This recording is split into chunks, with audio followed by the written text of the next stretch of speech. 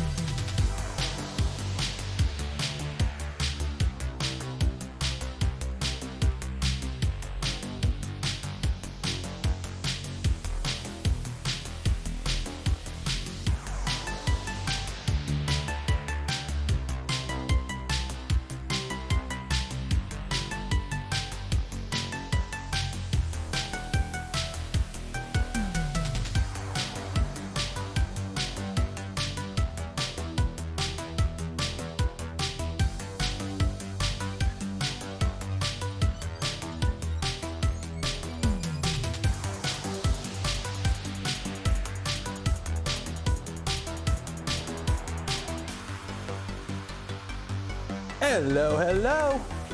How's everyone doing today? Woo. Okay, that's there, that goes there, that goes there. Okay, are we good? We're good. Cool, hi, cool. How's everyone? Ah. If you want to join in. Okay, how's everyone doing today? How is everyone? I'm sorry. Today, I'm gonna try and get some stuff done on stream today. We'll see how the conversations go. I got a feeling we're gonna have a lot of distractions today. I've got two things, nice, easy, quick things to do on stream today. Should be fun. But today I got a feeling we're gonna be having a bunch of extra topics to discuss. Where's my camera? There it is. So if you haven't seen today's video, I put out a video an hour ago. If you want to know what the video is about, boop, boop. Hey, what's up with this picture? You can't see shit because this is a C920 and it's not focused. Okay, so I'm just gonna do the PSA now. Hi, custom firmware exists for the Bambu Lab X1 series of printers. If you want to play around with custom firmware, it's not out yet. It will be out soon. I'm currently running a pre-release version of it on my printer. If you are currently on version 1.7.0 of the Bambu Lab firmware for the X1 series of printers, stay on it, don't upgrade. If you have already updated to 1.7.1 or newer, you used to be able to downgrade it to 1.7.0. I did it, it worked. You can't do that anymore. But you can downgrade to 1.6.5, which apparently works. They're verifying it now. So if it's not out yet, so if you do want to play around with custom firmware on your Bambu Lab printer, it's in the works. It's called X1 Plus. The team is working on getting it ready. Yes, Grant knows. Grant knows. Why do you think I've been hinting for the past week about this? But anyways, yeah, for your firmware, there you go.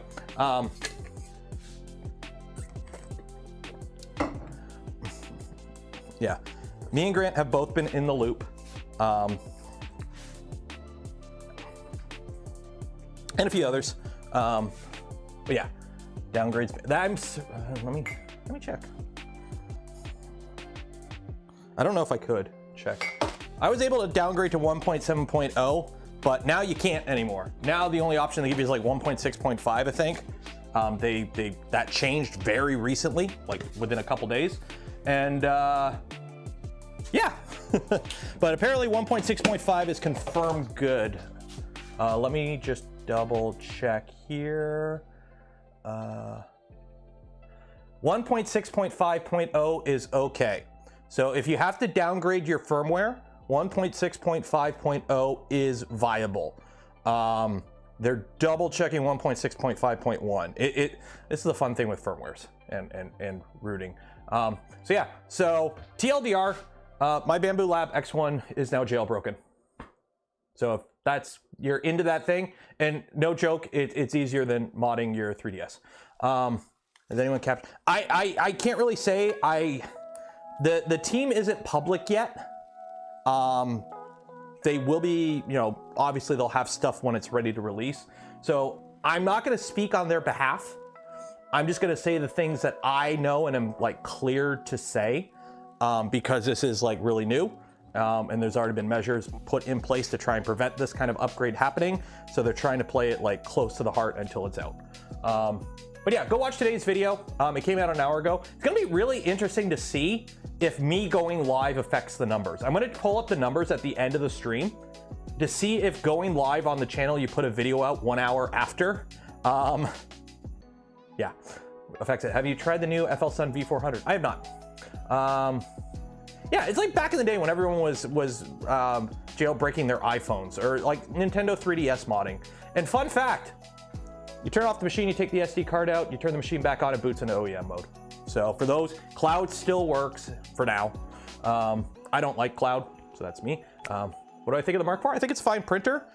Personally, I think it's a little overpriced for what you get. You still get a good machine, it's a little pricey. But it's nothing wrong with the machine, it's a little pricey. Depends on what you need the machine for and what your beliefs and use case will be. That video I filmed at midnight last night.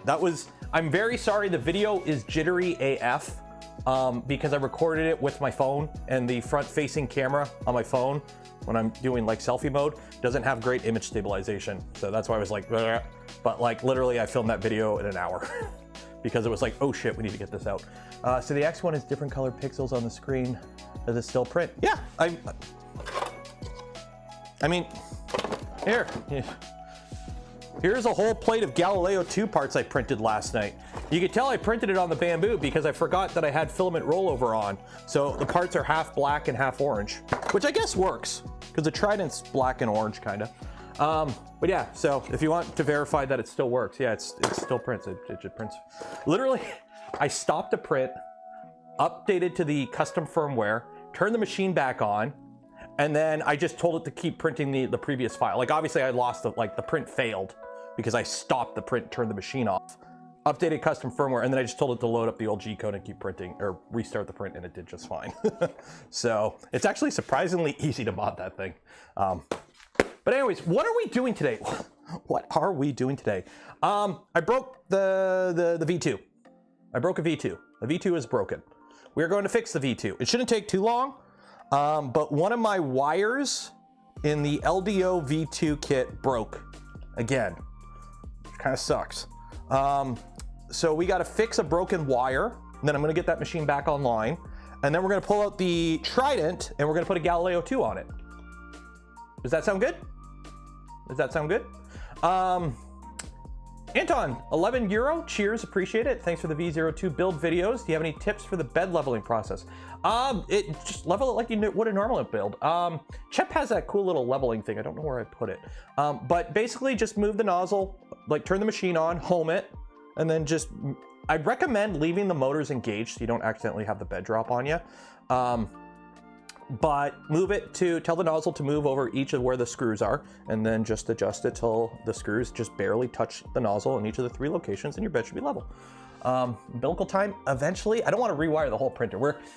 I'm putting a ton of hours on these machines. They're running like non-stop, printing full volume ABS prints. Like literally, it just finished this print. So like, I'm asking a lot of those machines right now. How many hours have you used that V2? Probably about 1,000 plus, easy. More than the Bambu, and the Bambu is at 1,000. So, yeah.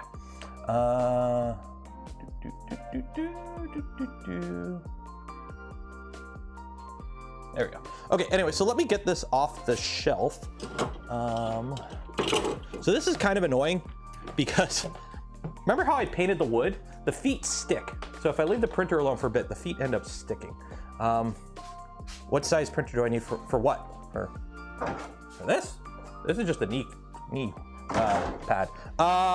It's a 300. It's a 300 V2. So I need to get rid of this. Put you on the ground. Don't crush the power cable. That would be bad. You are going to go there. Okay. You're garbage. You're garbage. By the way, I had to print so many adapters yesterday because we got the little guy some, we got him some Nerf stuff, we got him some Legos, we got him some Hot Wheels, and a bunch of stuff needed batteries. And unfortunately, I didn't have like D batteries. So I had to print all these adapters so I can use different size batteries and different size stuff. It works. But let's just say running double A's and something that needs D's, they don't last too long. Lego, the plural of Lego. Yeah, it's Legos. That's what I said, Legos. Happy Boxing Day. Happy Boxing Day. This is actually, we didn't go out today. We're going to go out tomorrow because there's really nothing major we need. And most of the Boxing Day sales are all week, and I'm not going to do a door crasher for anything. So we're just going to go out tomorrow when most people get back to work.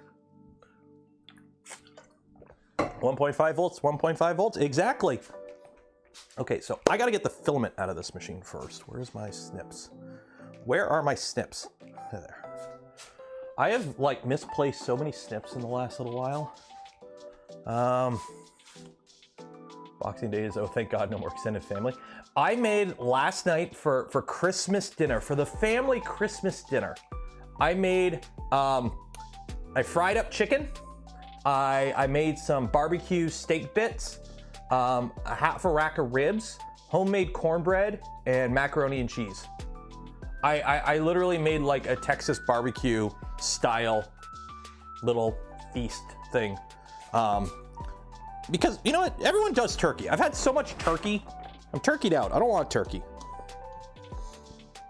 So I'm like, you know what? You know what? I'm gonna do something different. And that's what I did. Okay. Sorry, it takes a second to get this machine out from its current location. So that's unplugged. Undo that. Power cable's out. Sweet. There we go. Turkey is played out ham. That's what we do for family. Usually for my moms, it depends. So in Canada, Thanksgiving's in October. So a lot of people also do turkey for Christmas. We do our family Christmas on Christmas Eve. That's when we like get together, my mom, brothers and sisters and all that, and their families. So that is usually on Christmas Eve. And usually it's like turkey or like a prime rib roast or something. This year we did turkey. So I'm like, you know what? We're going to do something different. I went to the grocery store. And I just, you know how like they have like pre-season stuff and usually it goes on sale pretty quickly. I just grabbed a bunch of that and just cooked a bunch of it.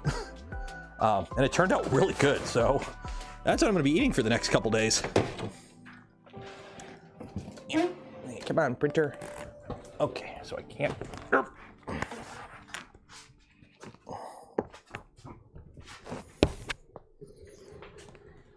There we go. Why is this so dirty? Why are you way up there? Anyways. There we go, there we go. One panel off. Why are these panels so dirty? Where did I put my paper towels? Where, actually, shit, where did I put the paper towels? Oh, there they are. Does the X2 have a PID option? Not yet, but you do have the option to like manually do a few things that normally you can't do. You also get the readouts for a lot of info. So you can actually see your bed mesh now. You can actually see your input shaper values now. It also tells you like a whole bunch of extra stuff. So you want to know how much ASA you've printed, it will tell you. How much ABS you've printed, it'll tell you, you know, each of the different materials that you've printed on it and how much, along with print time and whatnot.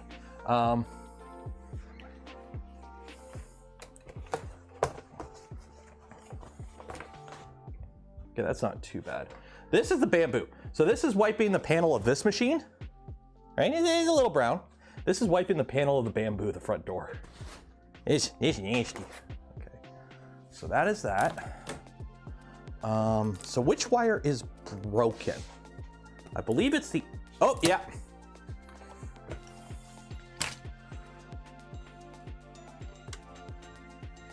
Well, there's your problem. Oh, let me turn autofocus back on.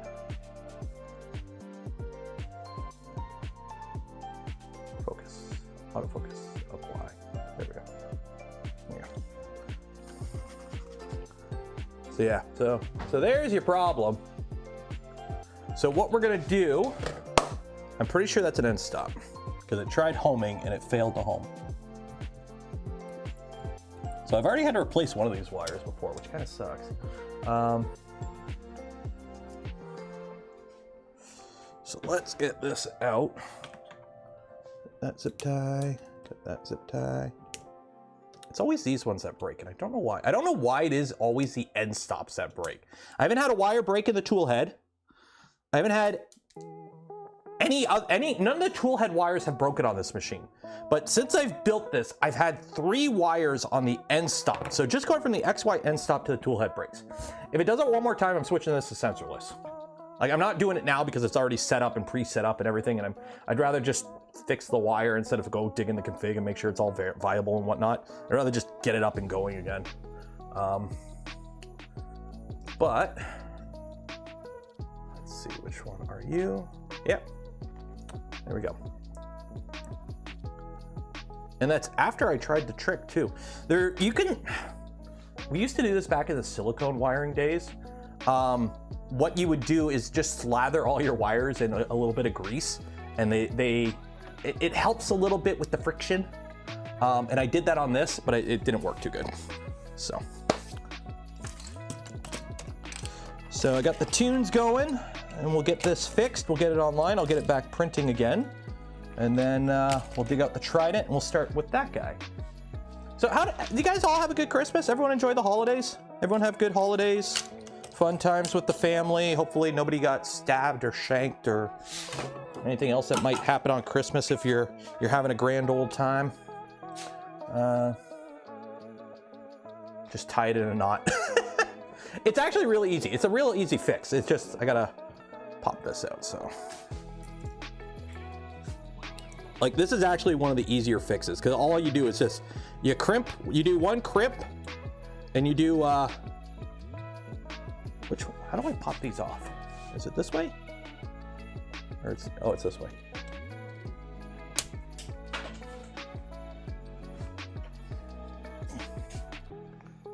Well, that's gone. Hopefully I don't need that first one. Well, I guess I kind of do. Hold on. Where is, I used to have a little screwdriver I used for this, and I don't know where I put it. Is it over here? That might work.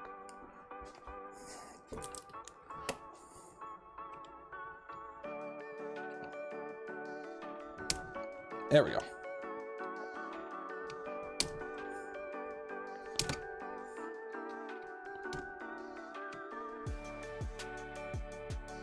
Right. Come on. I don't like that this one don't work. Where is my little stubby screwdriver? Oh, you know what? The little guy has it. The little guy has it. Or by the little guy, I mean I used it to fix one of his toys. Maybe that'll work. It makes an orbiter 2 wires like 6 inches longer for the filament sensor. Well, send him an email. Like, they're not gonna need to, they don't know to fix something or adjust something unless you tell them.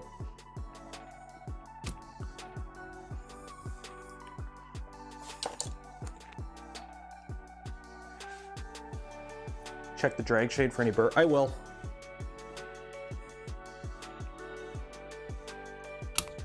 I don't know why I can't get these ones to open.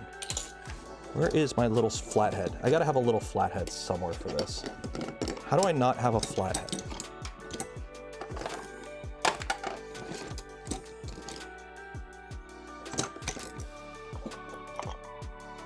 Nope, that's brass. I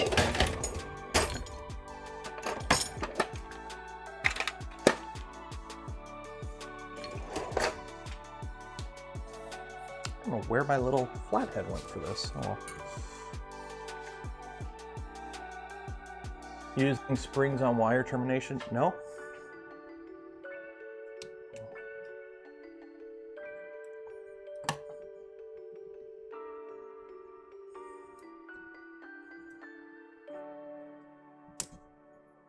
There we go.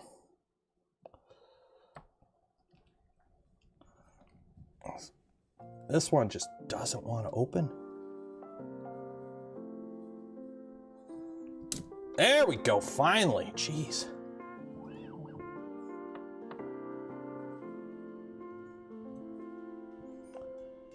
Yeah, so I hope everyone enjoyed the holidays. Everyone had good times and whatnot. Nothing crazy happened. Everyone's all good. That should be good. Okay. So, we've got this broken wire. And now I need to find the other end of this broken wire. There it is. So none of the other wires are broken.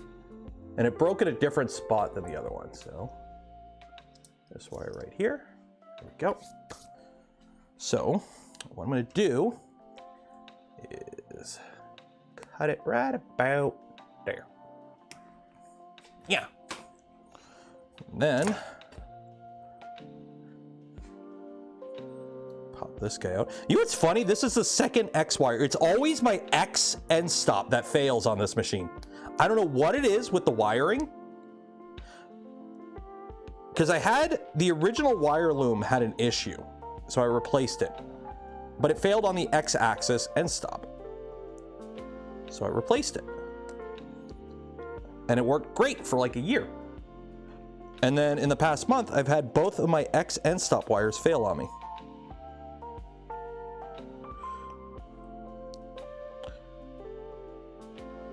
You know what's funny? It broke last night just after I finished recording the video. For today's video. Now, I'm not saying there's a conspiracy here and there's agents at work.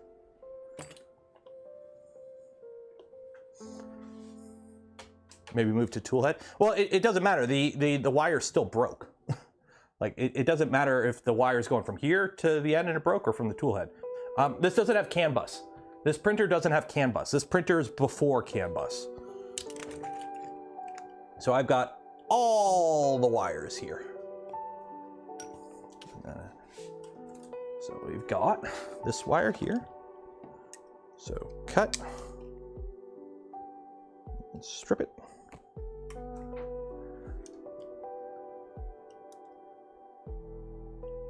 Strip it.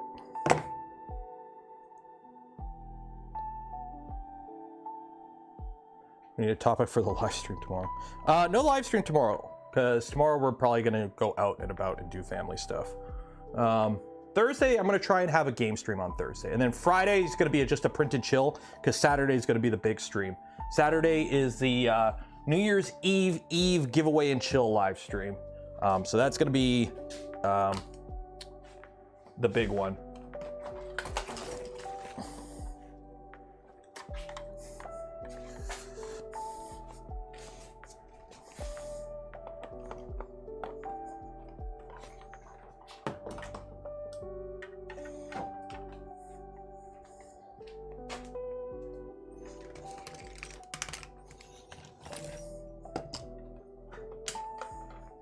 It's the wire chewing goblins. I know. It's a loop bug. A loop bug got in here.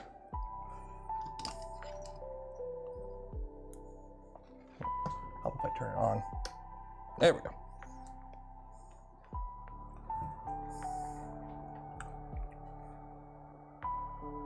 I have a lot of crimping to do. Want a free trip to North Carolina? No, if it wasn't the holidays and you were paying a lot of money, maybe. But I don't do commission jobs. Well, actually, I can't say that because I'm going to be doing one this year. But that's a little bit of a special reason.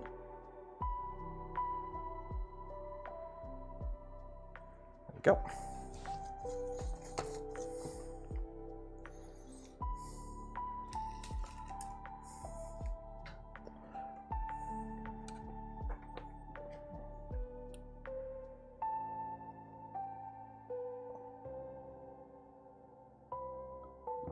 Actually, so 1 second here. There we go.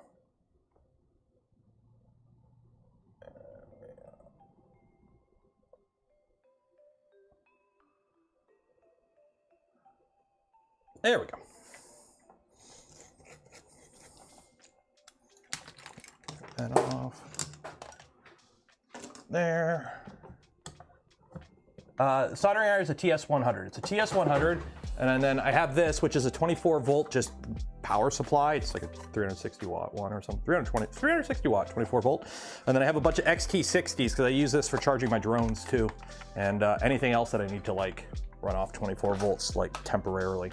Did I install heat shrink? No, I did not. However, I haven't put anything on the other side, so we can still put the heat shrink on.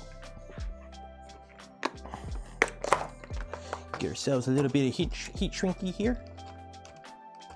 Find the right size. Hopefully I have some. Yeah, I got a couple left. Almost missed this one. Hi, Dave. How'd you almost miss it? I stream regularly at the same time. Well, almost the same time, but the same days. After one solder, yep. Put our heat shrink on. Hey, Steve. One of these days I'll bring over my my heat guns from outside or from the basement. But until then, there we go. Good enough. It's not like they're move. It doesn't move here. That's why I'm soldering it back here, because it doesn't move in this area. It's at the back end of the drag chain.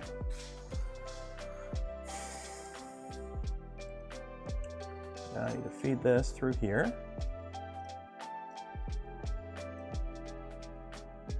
There we go.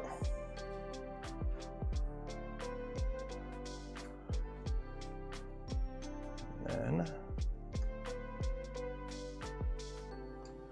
right to about there.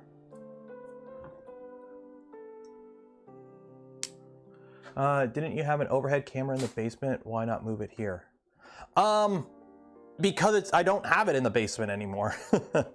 I have it, it's the mobile cam in the basement. So I have two mobile cams. I've got, both these setups have the same setup. I've got a main cam and a mobile cam. I need a third camera here for an overhead cam. Because the mobile cam downstairs, it's not something I would want to use as an overhead cam here. It just not good for that use case.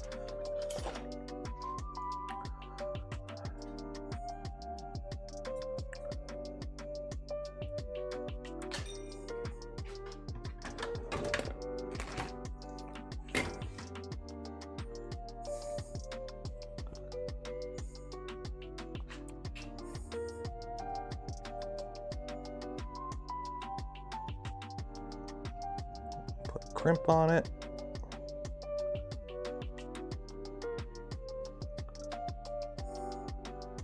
There we go. There we go. And just for a little extra precaution, put a little bit of lubrication on the wires, just to make sure. Got a little slipperage. So let's see here 1 second. Oh, I should not have that open on my desktop. Oh, wow. That video is doing bangers. Okay, 1 second. Does the AMS work with the custom firmware? Yes, it does.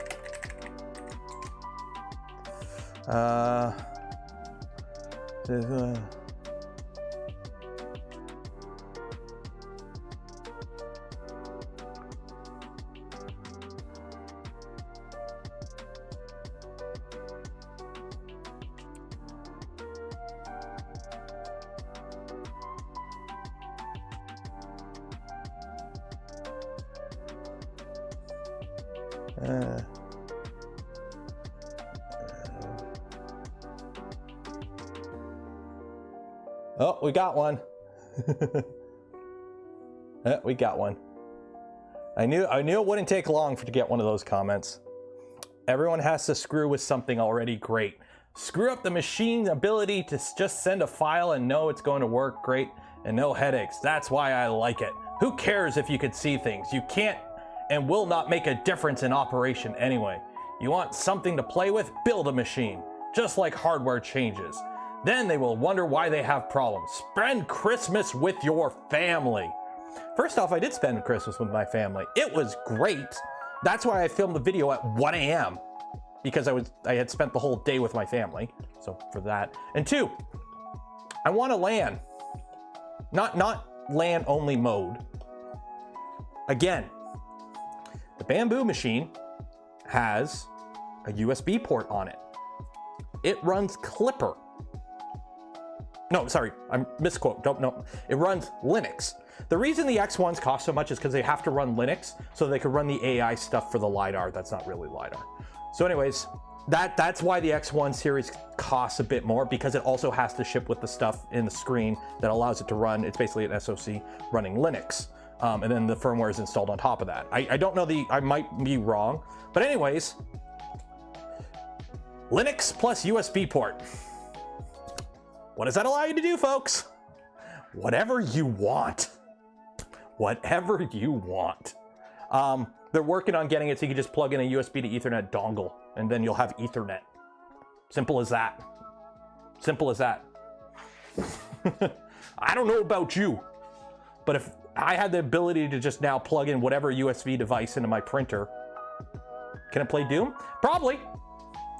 I don't doubt it that somebody's probably gonna get Doom running on this thing. Are all the other wires good? Let me just double check here. Yeah, all the other wires are good. Okay. And also, it doesn't break any functionality. The actual like ship firmware is still there. It just, this adds on top of it. I can't really dive into the whole thing of how it works for 2 reasons. 1, I wouldn't be able to explain it properly because I barely know how it works to begin with, because I am not a software guy and I don't claim to be. And 2, it's like, it's already trying to, like, people are already trying to prevent this from happening. So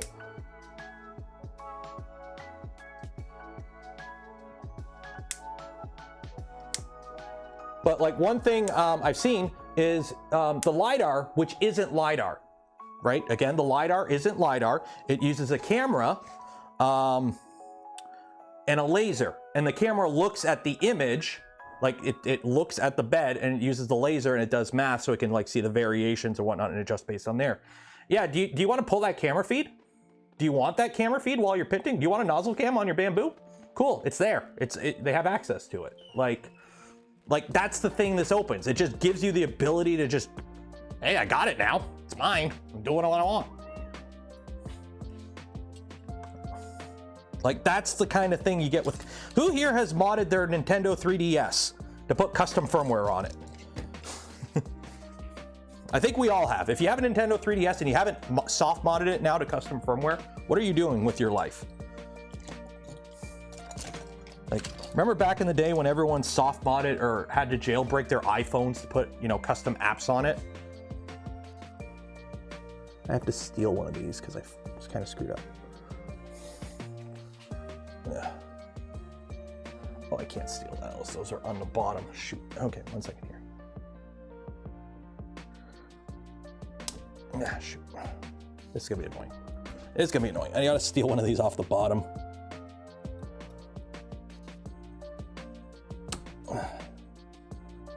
There we go.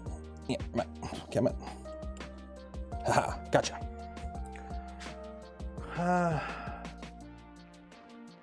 USB port is on the AP board. It's a micro USB. You can see it in FCC teardowns and in Bambu's own documentation on AP board replacement. There you go. Which one's the AP? Is the AP board the one in the back?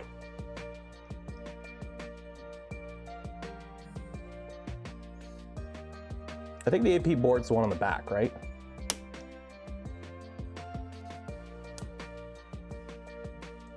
And yes, I'm still playing Christmas music. We play Christmas music until after New Year's. That's how we roll. Not just custom, I hacked my OG iPhone to run on different carriers. Yeah, like that's the thing. Like this kind of thing, it's not like you're completely like changing the printer. All you're doing is you're just jailbreaking it. So on top of what it normally does, it could just do a little bit more. What's wrong with that? What is wrong with just, you know, I'm taking my printer and now it's just going to do a little bit more. Close up. And I do want to get across the X1 Plus team that's working on this. They're not out to get Bambu. They kind of want to just have the firmware like Orca Slicer. You know Orca Slicer? I love me some Orca Slicer. A bunch of y'all love Orca Slicer. Just the easiest way to think of this firmware and what they're trying to do is basically Orca Slicer for firmware. So now there'll just be an alternative firmware. So you can install your, you know, the normal firmware. You can use Bambu Studio still. But if you want to play around with some experimental features or have the ability to kind of do your own thing, you'll be able to do that now. Simple as that. Hopefully.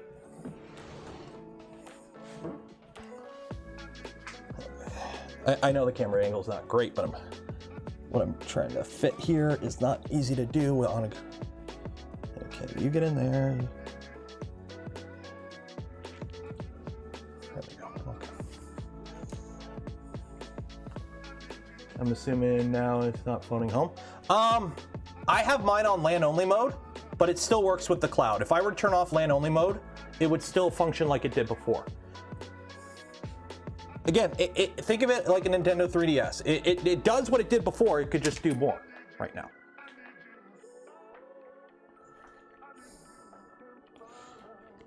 And I'm going to check my DMs in a second here, just in case I accidentally said something and somebody who knows more can correct me. So give me a second here, 1 second. Just trying to get this, the wires all in the hole. Get in your hole. Get in your hole. There we go.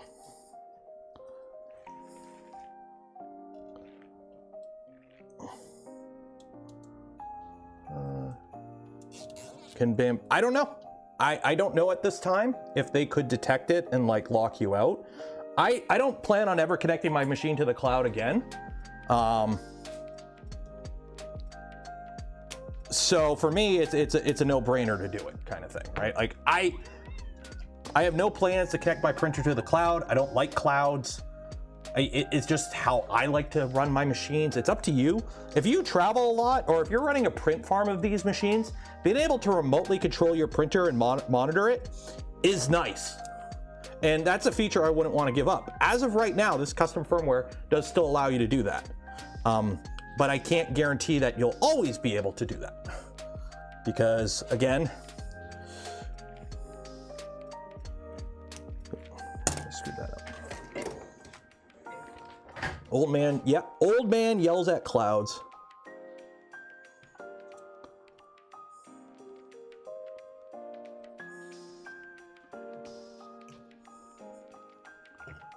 Okay. That's good there. Goes to the back. We're good. Goes to the front. That goes there. That goes there. We're good. We're good. Those are good. Okay, cool. Let me turn this around. Power it up. Make sure we get a good home. Make sure everything still works. And then we will, oh, what am I crushing? I'm crushing a USB port. There we go. Make sure it homes. And I'll put it back on the shelf.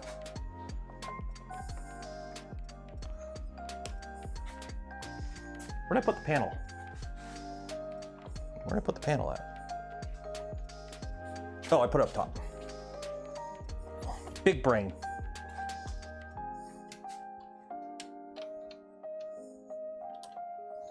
By the way, the latches are awesome. Put latches on them. Don't use the little door clips. Use the little click on latches. They're great. I love them.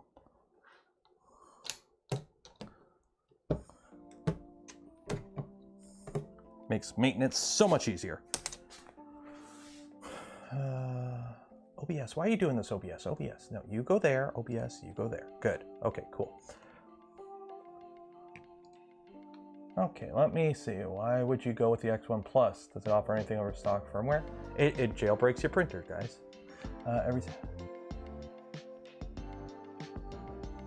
Like, just think of it for all those that are like, oh, why would you do this? There is now the ability for anyone to poke around on the firmware who knows what they're doing, make it better, and if those features are good, hopefully Bambu will implement them in the mainline release for those that don't want to do that.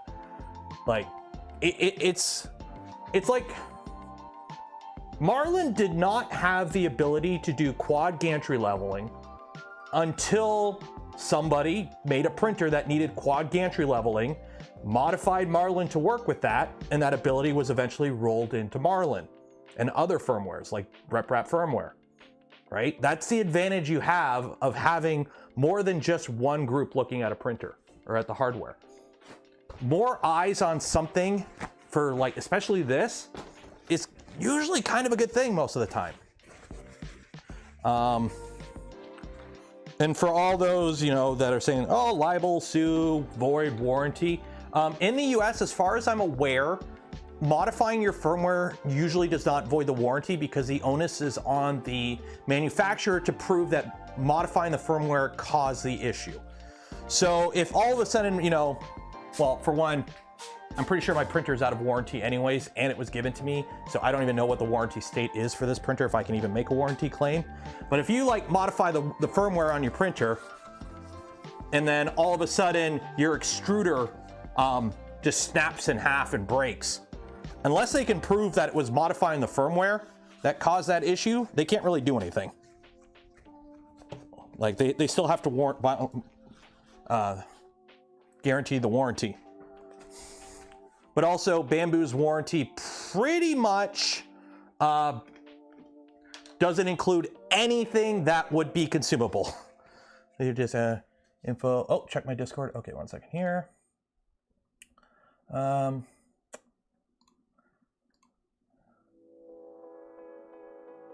second here. Oh my God, I got so many notifications. All the notifications. Okay. Okay, anything below 1.7.01 should work. Okay, there we go. Wait. 1.6.5.0 is known good. 1.6.51 is likely good. 1.7.1, which is the one they pushed out, like, just happened to be a couple days after Grant's video, completely breaks it.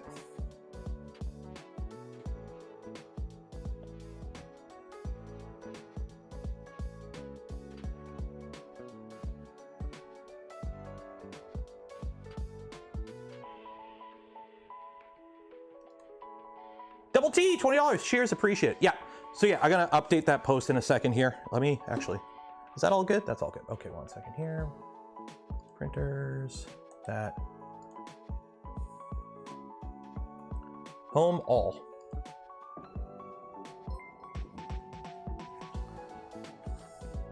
I'm trying to clean my door here. They consider just about the entire printer consumable. Yeah, I seen a post on their subreddit about that, where basically anything on the machine that moves, that can do anything, is basically consumable. And if it breaks, they're like, nah, it's a consumable. Like certain things, yeah. Like, for example, your Bowden tube. Your Bowden tube is a consumable. Your nozzle is a consumable. After, like, I would say like personally, in my opinion, anything after a month of use, you'd be surprised at how much use somebody could put on a printer in a month. If they print non-stop, right? That's 24 times 30. So that's what, 750 hours in a month? That's quite a bit of time. So, okay, that Holmes.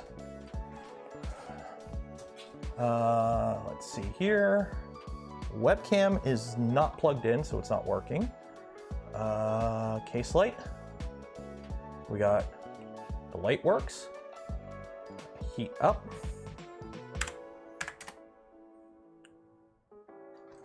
Make sure everything heats up. Make sure that heats up.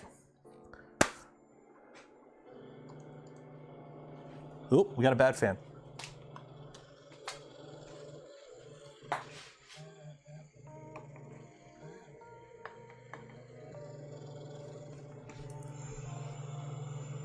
It's one of my side fans here. What's going on here?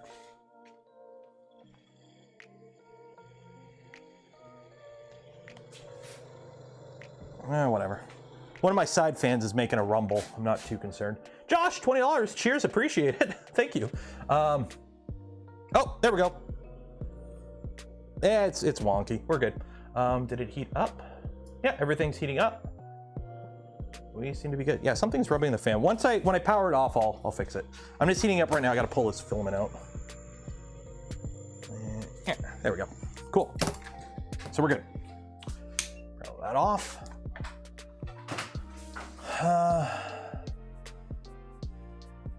What would be my top 5 mods for V2? Tap.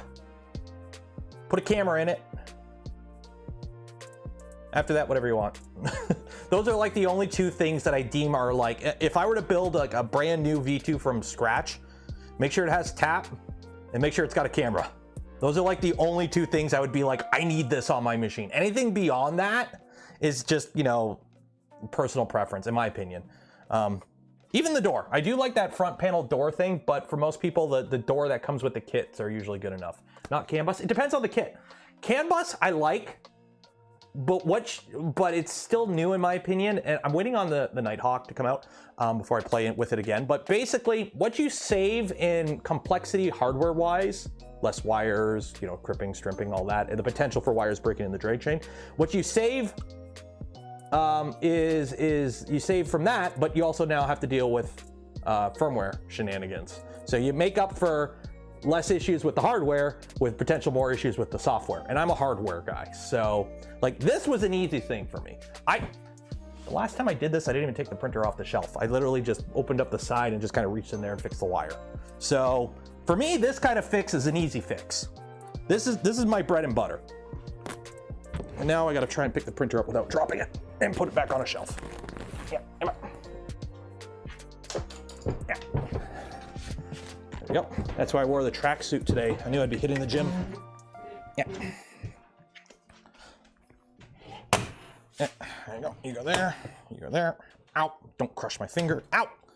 Ow. That hurt. You go there. You go there. Nope. Gotta plug the webcam back in. Now we'll do this. Beacon is nice. Depending. I have a cartographer that I'm going to play with at some point. I don't know exactly what machine I'm going to put it in. I'm going to put it in a machine just to try it out. But I'm not a huge, like, I don't even run a bed mesh on half my machines. I just use the quad gantry leveling and call it a day on most of my machines. So having the ability to make a more accurate bed mesh that I don't need, it's like, yeah, it's nice to have that ability, but like on a well-built machine with a cast aluminum tooling plate as your bed, yeah. Now, here's the thing. If I was building something like a Rat Rig 500 or one of those big chunky boys, or if I was building a printer with a bed that, you know, let's just say isn't as good as, say, you know, a Mike 6 bed, like a bed that, you know, has variance in it, at that point, the beacon makes a bit more sense. The beacon kind of makes, it really just depends on what printer you got and what you're going to be using your printer for. That's kind of what dictates if a beacon is that kind of probe.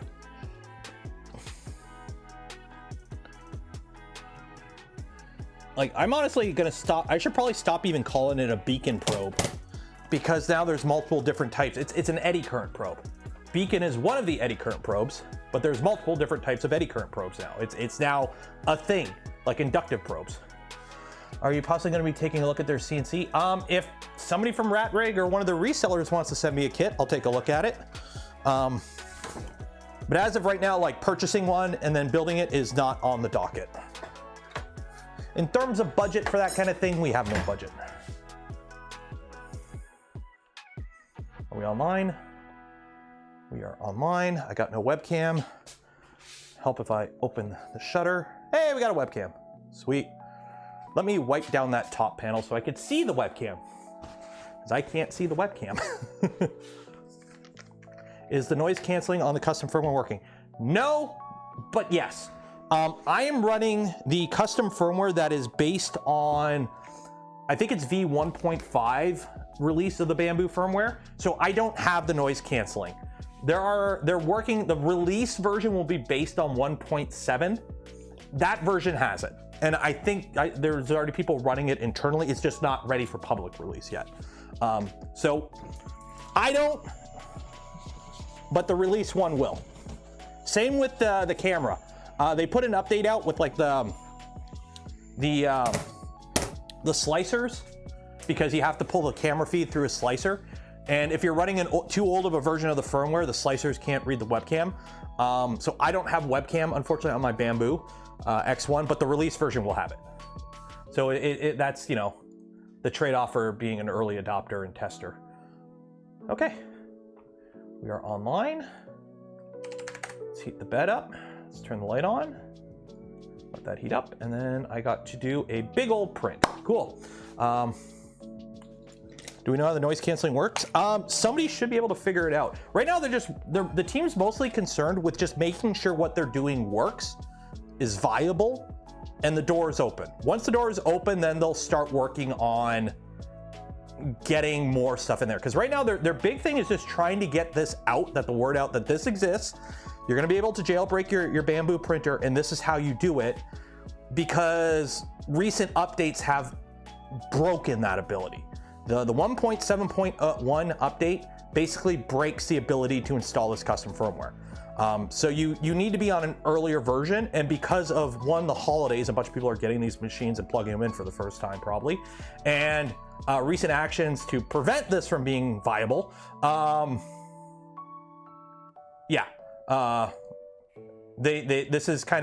This announcement's coming earlier than they would like. Simply for the fact that they're just trying to get people informed that this will be coming and this is what you need to do it.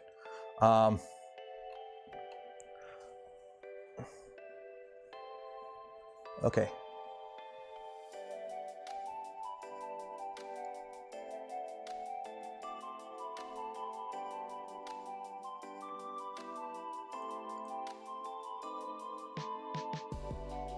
Okay.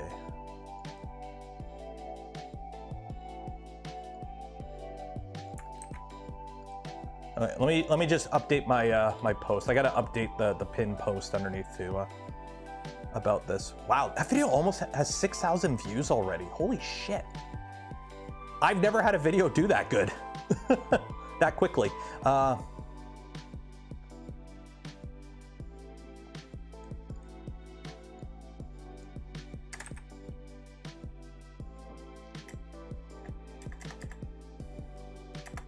Okay.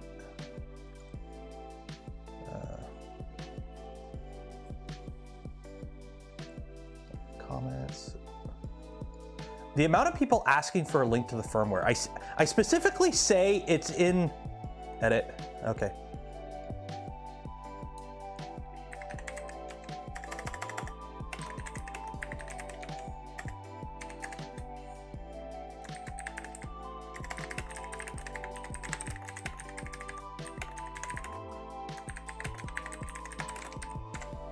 So after some testing, it looks like version 1.7.00 is the newest.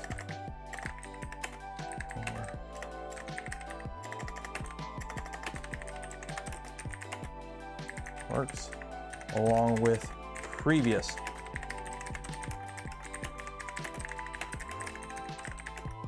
Your firmware with the Handy app on your phone.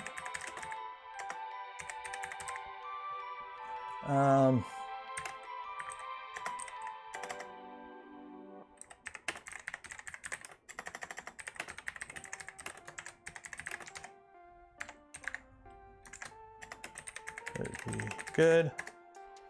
And of course, if you are already on an older version, just don't update. There we go. Cool. Okay. So that's done, that's heating up. What was the next thing? Slightly bummed out. Blake, open the Handy app. Okay, let's see here. Let me see. So what you're gonna do, no, not anchor mate. Nobody gives a shit about you. Your printers are junk. And how do you crash my phone, anchor mate? Okay, whatever. So open the Bambu Handy app on your phone, okay? Let's see if my account still has access.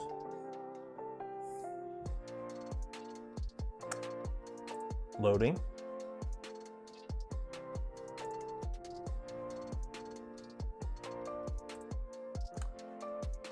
Oh, it's trying to connect to devices, yeah. So anyways, in the Bambu Handy app, you can, why aren't you connected to the internet? You should be connected to the internet. Oh, it might be because I got the custom firmware. I don't know. I haven't actually tried the app, and the printer's in LAN mode. And I haven't updated the app since whenever I first installed it on my phone. But in the Handy app, you can load up your printer, and you can, there's a button at the bottom of the printers to revert the firmware. They have a video on it. They have a video on it on their website.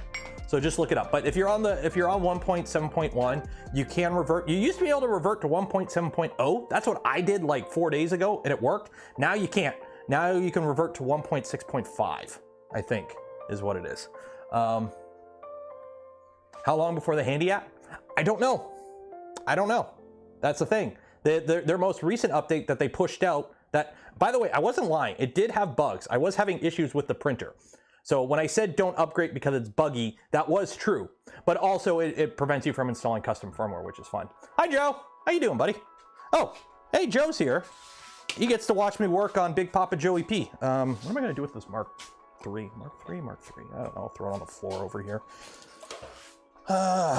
Okay. We got that. We got that. That is all that. These trays, I'm going to need one, so you can kind of all go there. I am running out of room. How am I running out of room so quickly in this garage? Okay. Okay, I got to get this off the ground. Oops. Oh my God. How is this light? How is this lighter than the LDO? I knocked something over. Hopefully this fits on my bench. Does this fit on the bench? It does, cool. What did I knock over? I don't know what I knocked over. Oh, the Galileo 2 box. I need that. There we go. Yeah, what are you doing here right now, Joe? Aren't you busy? Slab and Slav squad. Yeah, I am. I'm wearing the LTT store, not Adidas tracksuit. Because it's a holiday today, and I'm comfy. Okay, so hello. Say hello to my Trident, which I call Big Papa Joey P, because it's printed all with Prusa, and it's a Prusa XL at home. We have Prusa XL at home. So this is a 350 by 350 Trident, and 250 on the Z. That's what Physek did. But yeah, so we're gonna be swapping out. This already has tap on it, and it has clockwork too. Unfortunately, the gearing that Physek provided for this machine is junk. So we're gonna swap it out with Galileo 2. Sound good? Sound good. Hopefully we can get this done today. I'm gonna pre-apologize for the shitty camera angles because we're not gonna have good camera angles for this. This thing is massive. Actually, let me see if I can move the camera back more.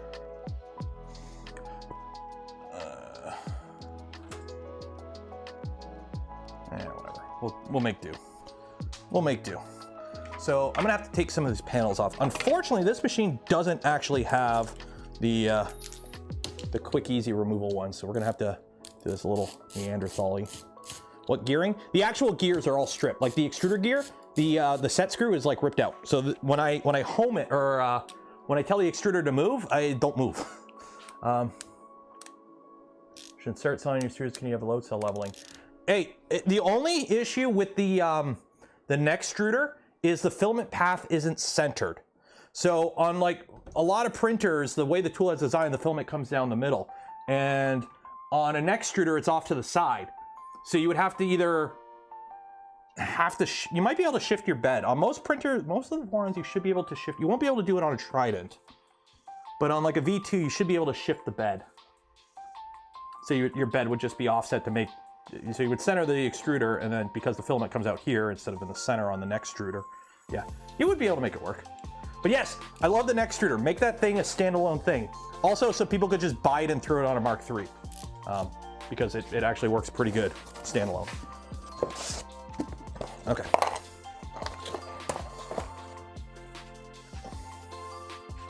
Yeah.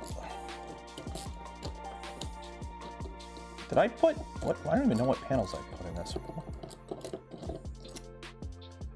Okay, at least I put the locking ones in this.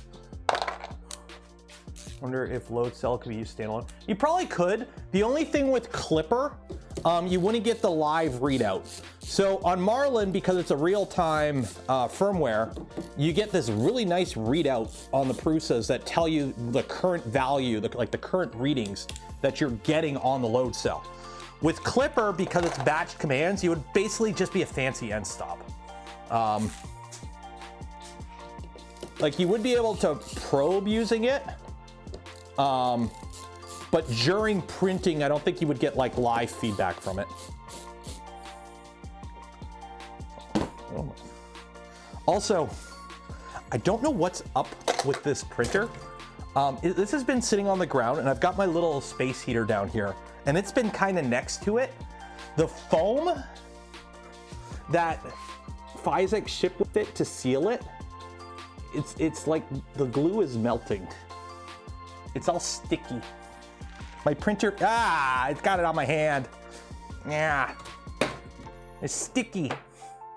It's sticky. I don't like it. You can see it, it's like oozing down. Okay, so I need the top off. I'm gonna have to take the one door off and take this one panel off, which should be good.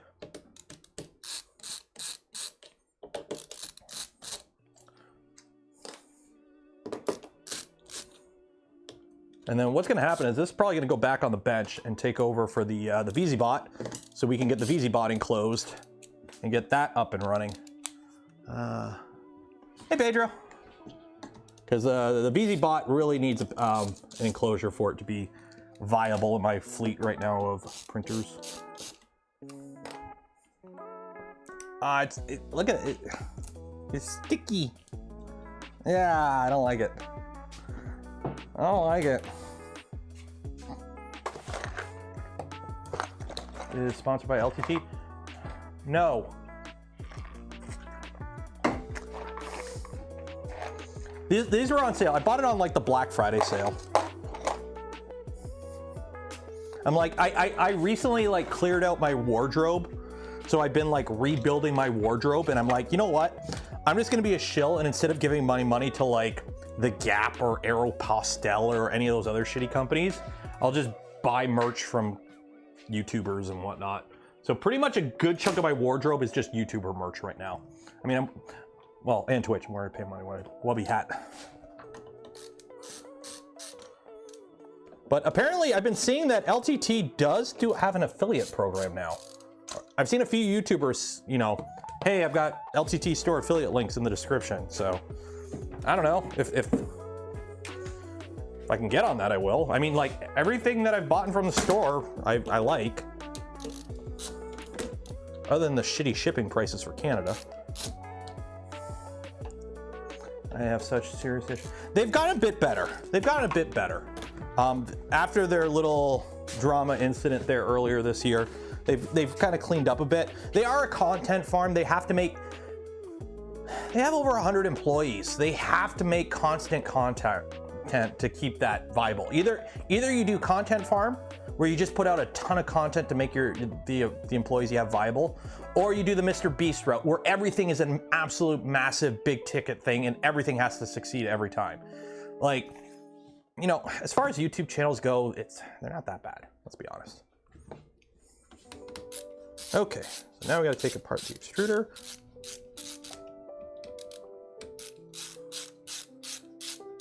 Only complaint. Yeah, the shipping's expensive, but it is what it is. They're shipping out of Vancouver.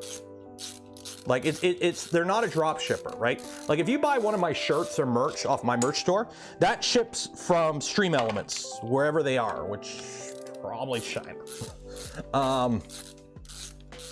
But when you buy something from like LTT, it's coming from LTT. So the shipping costs are going to be more, unfortunately. It is what it is.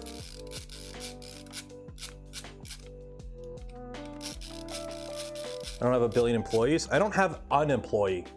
Hi, I'm Neuro 3D Incorporated, and the company incorporated in the great province of Ontario is a sole proprietor company. It's just me. Oh man, this thing's huge. Now we're just gonna put that there, and we're gonna put this here. You can tell I haven't been printing on this machine because I don't have a pile of like stuff under it. Okay, open the hatch.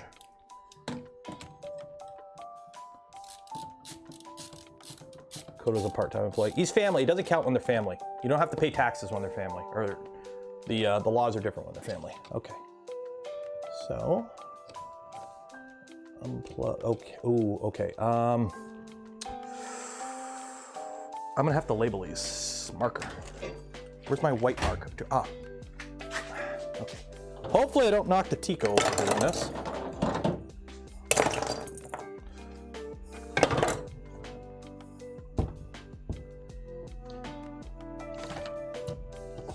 I gotta have one.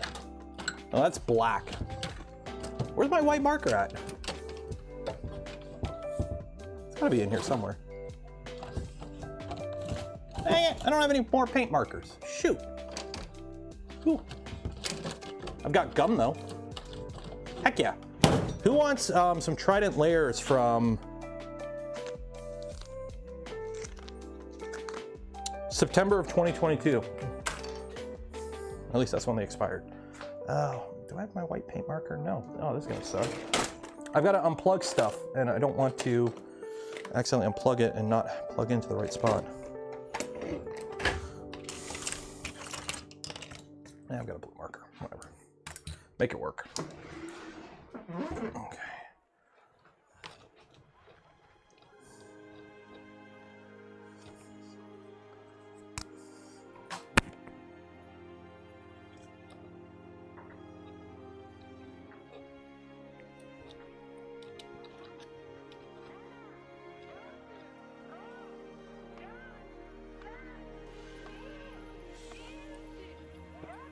There you go.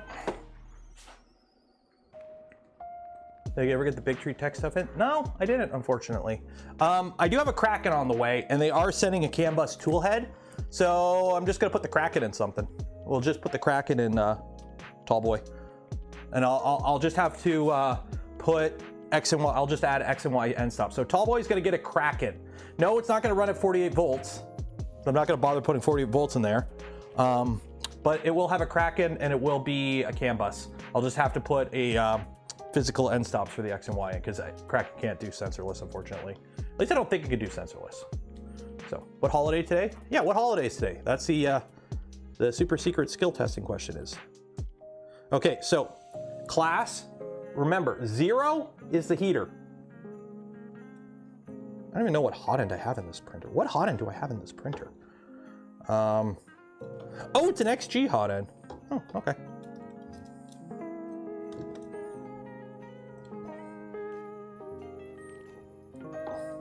So I've got an XG hotend with 0.4, I think. Yeah, it's the XG hotend. I forgot I even had this thing. It's got an XG. Okay. I mean, it works fine.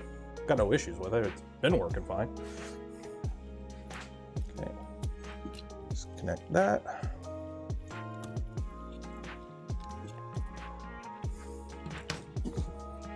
And disconnect this. Okay. So that's that. So now I gotta take my extruder off. You guys loving the camera angles? I should probably take the back panel off. I would normally take the back panel off, but all we're doing is swapping out an extruder. So I don't want to like completely disassemble everything.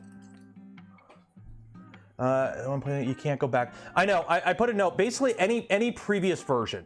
I know they removed the ability for 1.7. You can just go to like 1.6 whatever and you should be okay. They, you used to be able to, as of a couple days ago, I was able to downgrade to 1.7, but they've limited that. So, cinematic. Yeah, you get the cinematic 24 FPS. Okay, so we got the drag chain off. Just put that aside. What is that tape on the back of the printer? It's not tape, it's a camera. I've got one of those Raspberry Pi cams, and this is just the ribbon cable for it. Simple as that.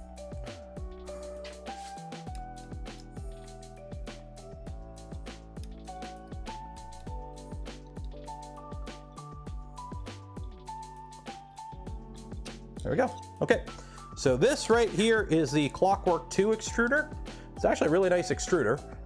It's just we're not going to be using it anymore because the actual gearing that I used in it is Garbo and like shredded, and it slips all the time because it's a Physec kit. That should tell you everything you need to know. So put that over there. And now I'm going to slide this right to the edge so we have room to build a Galileo 2. So luckily I can use the printer as storage. Still have my lucky COVID results.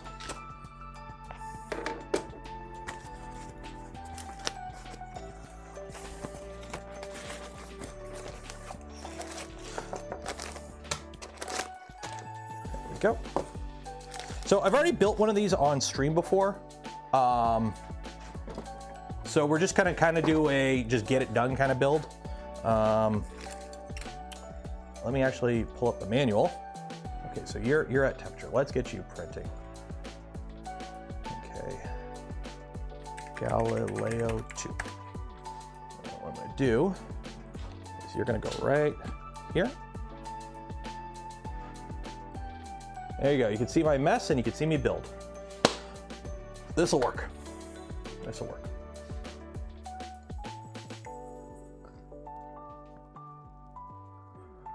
Jake England, $2. Cheers. Trident best Voron. Exactly. If you don't know which Voron you want to build a Trident. Simple as that. If you know which one you want to build, well, don't build the Trident. How are the Cinnabons? Delicious. Okay, let me. Oh wow, that autofocus is annoying. Clear video. Control. It's breathing.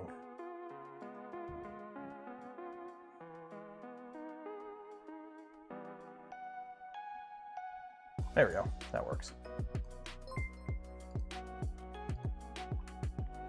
You found a Mendel on eBay for $50. If it is a kit, let me know. If it's fully assembled, I'm not interested, but if it is an unassembled kit, and also, since he might still be here, Joe, if you're still here, this is gonna sound really odd, but if you happen to have like a Prusa Mark 1 or Mark 2 kit, like threaded rods, if you have it, if there is like an unassembled Prusa Mark 2 kit or even older kicking around in the warehouse somewhere, I am interested in that. Last year we built a few old print. I got the Tico there. We built an Polymaker original. I'm kind of interested in doing builds of old printer kits. Apparently somebody's sending me an ANET A8 in like an unbuilt ANET A8. And that's what I want to do this year. I want to do a bunch of old retro builds just for the fun of it. And yes, we're going to put Clipper on an ANET A8 and see how fast we can get it going. And also, I found the stuff so that Friday will be, hopefully, if things go well, it'll probably be printed chill, so we'll probably do it next week. I found the stuff so I can do the direct feed upgrade on the V1. So there's that. Okay, let's download you.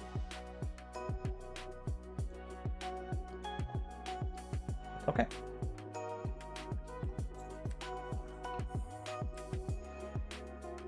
So this is what we're building. There's all the things. Cool, cool, cool. Heat set time. We get to use my heat set iron for the first time properly. Heck yeah. Get my iron out. Plug it in. Move the... I am up to 3 boxes now. Whoop. Ew. I am up to 3 boxes of printed parts. for this Fallout armor set I'm building. Literally, I'm up to 3 boxes of printed parts.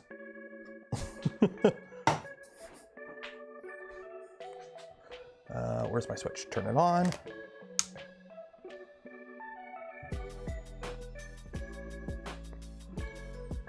Or were you on? Oh, you already were on. There we go. Because the custom firmware let you raise the bed temp higher? No. As of right now, no. The custom firmware right now, the biggest advantage of the custom firmware is it just gives you some more information readout. It doesn't give you the, like, basically as of right now, the custom firmware is more just to get it viable and get machines jailbroken. It's like the first, you remember the first couple versions of custom firmware for the iPhones, where it's like you can play with that really boring app that made you pretend you were drinking beer? Think of it kind of like that version. So yeah, there is some custom features, like, you know, the ability to SSH into your printer now, because it is running Linux. For those that don't know, the X1 series does run Linux. It's one of the reasons it costs more than the other versions, is because it actually has a Linux install on it, so it has the associated hardware for that. But yeah. Okay.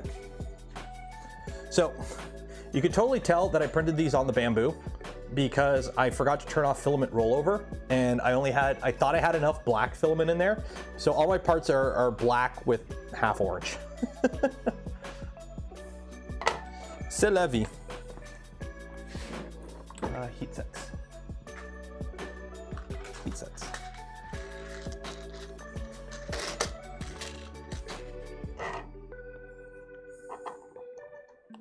Okay, so first things first, install a bunch of heat sets.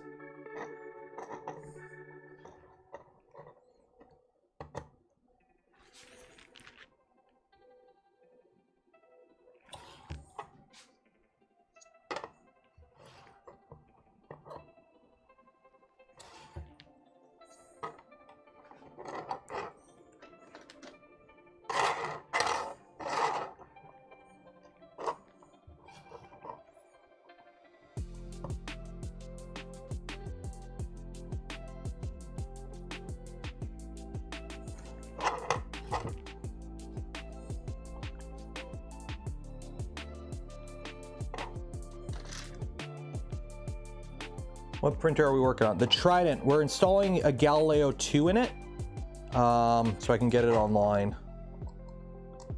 so I can get printing with it, because I'm up to like a couple pieces left for the T45 armor, and most of those pieces are big. So I kind of want print volume right now, and this machine's 350, and it's had a couple issues with its stock configuration, so we're swapping it up. That one gets one. Well, we're not doing a speed run, but I'm not being as detailed with the build like when I did the first one, because you guys have seen me build one of these on stream already. So this is just getting it together. Okay, so we got 1, 2, 3, 4, 5. Okay. I gotta put one in here.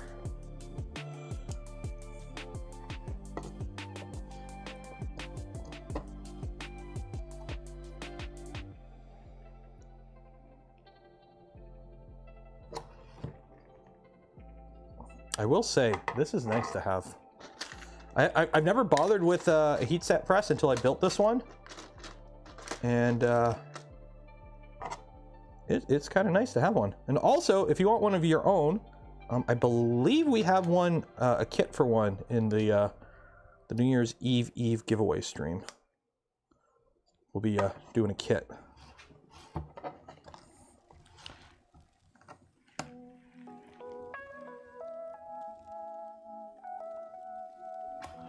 The only downside with this is like trying to get stuff in straight on parts that aren't straight is kind of annoying. Like if you're installing it flat, like straight down, like the part sits flat and you can just install it, it's good. But if it's like the part doesn't sit flat, you kind of have to like prop it up.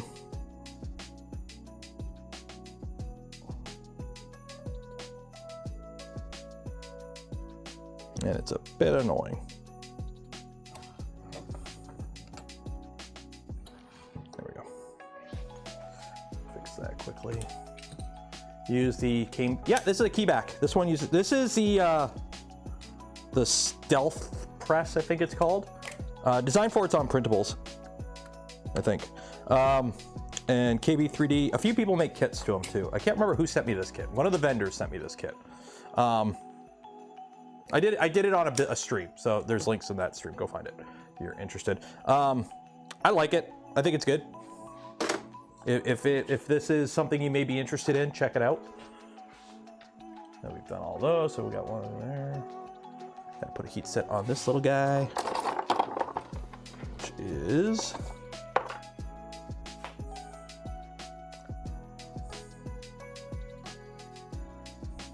that guy.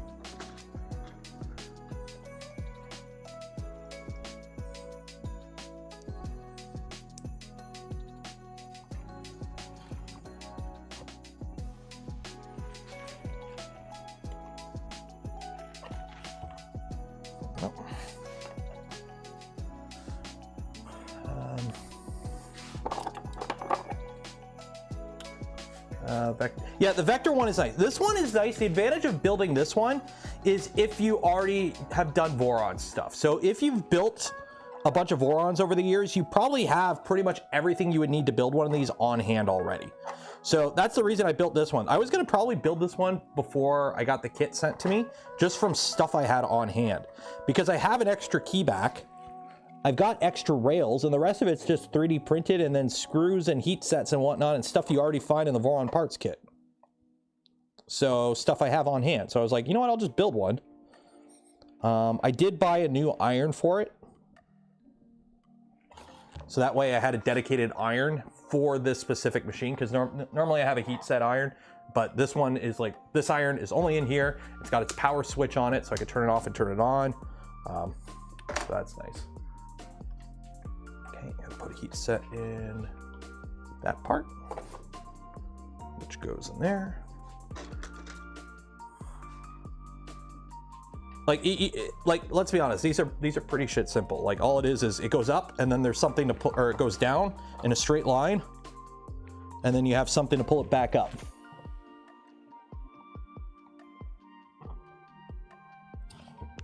Like that's as simple of a mechanism as you can get. So I think a lot of them just use a counterweight. This is a key back. Okay. Now, what chain does this use? This uses the 3-prong chain. So I need, 1 second here.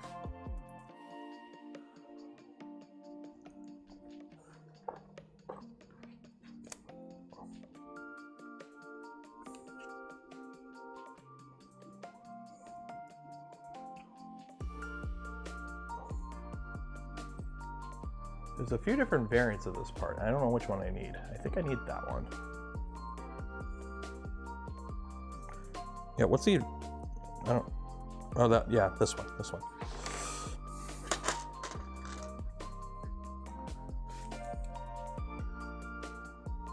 Seen a design that uses a stepper motor. Wait, honestly, I've got a whole drawer full of stepper motors that I have no idea what I'm going to use them for.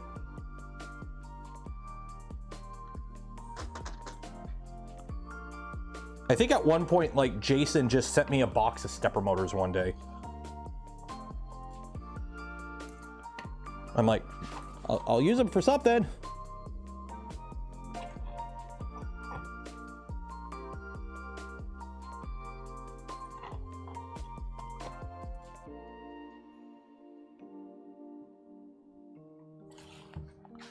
There we go. The NEMA hammer. Actually would be fun. Make a hammer out of it. Use them as a hammer. I mean, they are metal, but they're not like hammer metal. An egg bot? What's an egg bot? Okay. I think that's it for heat sets. Is that it for heat sets? That's it for heat sets. Okay. I'm gonna need you. Need you. I need you and you. You I don't need. You I don't need. You I printed way too many parts for this. You. Okay. Cool. So where are we at now? So I can unplug this. Get rid of it.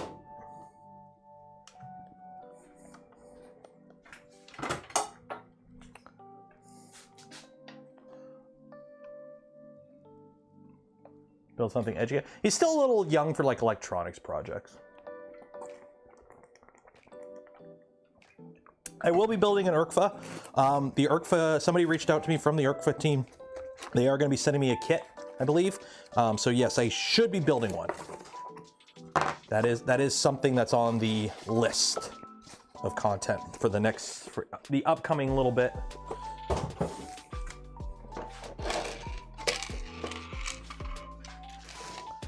Okay, so now we've got all these wonderful bearings. ERKFA V2. Yeah, it was announced earlier this week. It's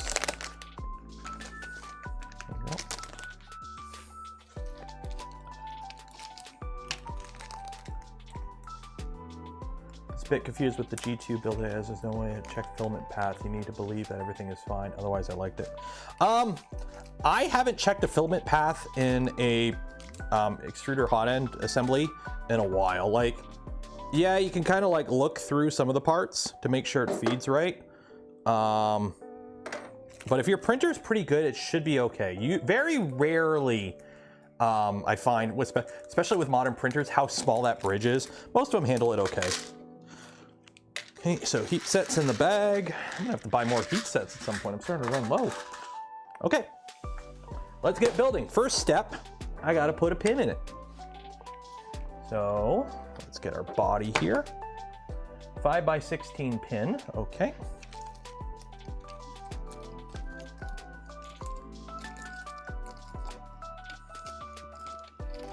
Oh, there we go.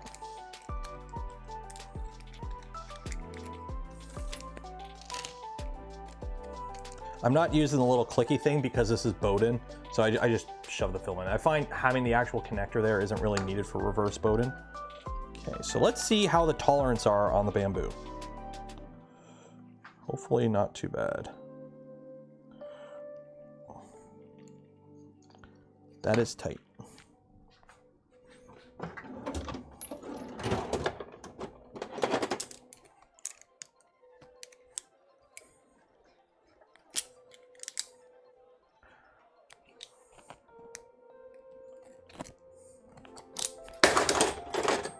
Here.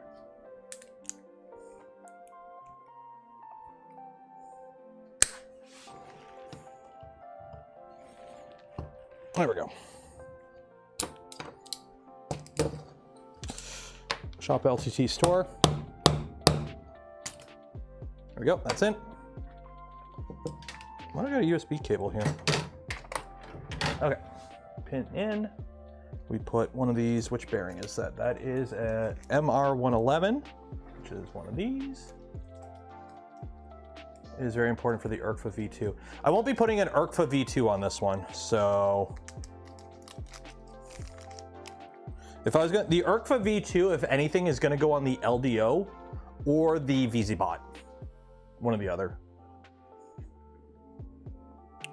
So this goes over that.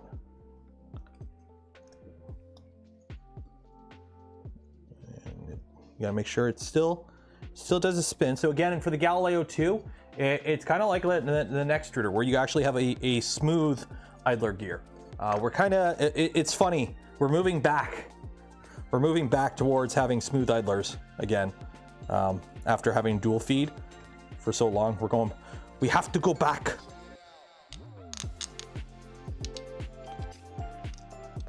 So this goes on here.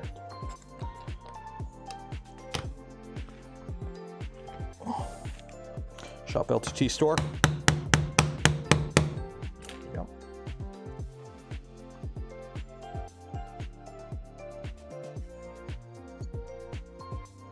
Don't know if that's down all the way.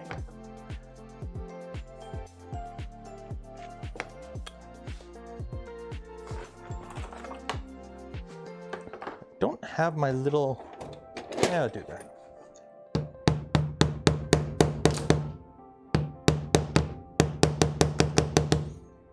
There we go, now it's down.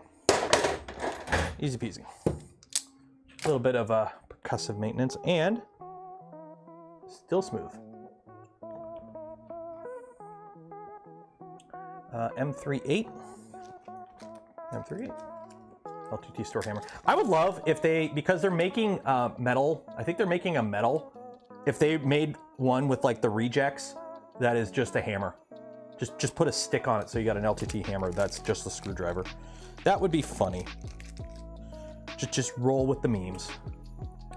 And also, I got chocolate on my LTT store screwdriver. There's so much, I have so much little pieces of chocolate everywhere now.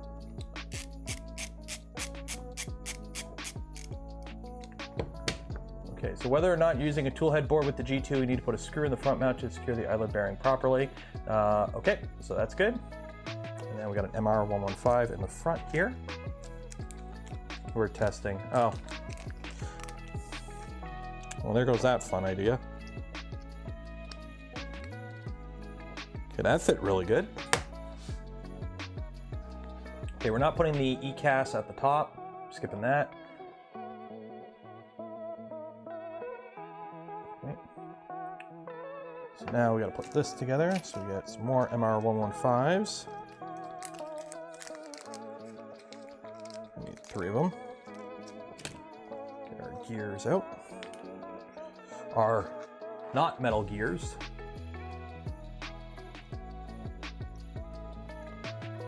Push these in. These look like Lego tires. And then we get this part.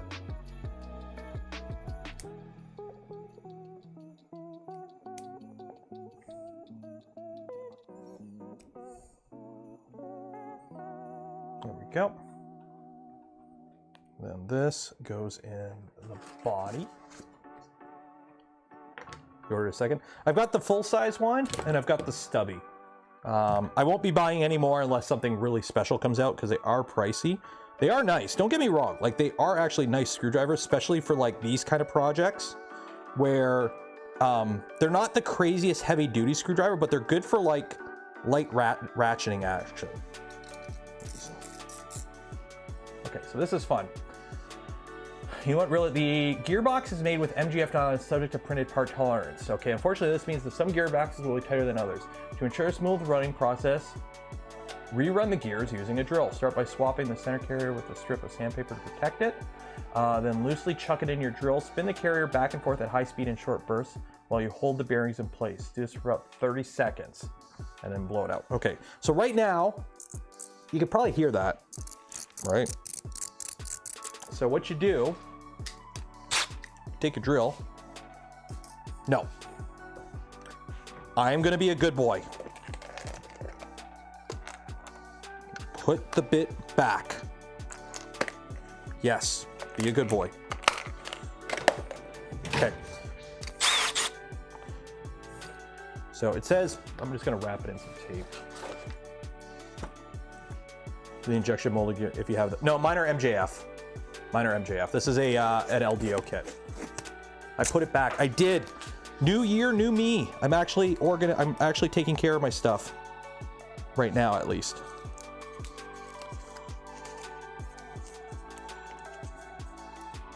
Okay, so we're just putting that in there.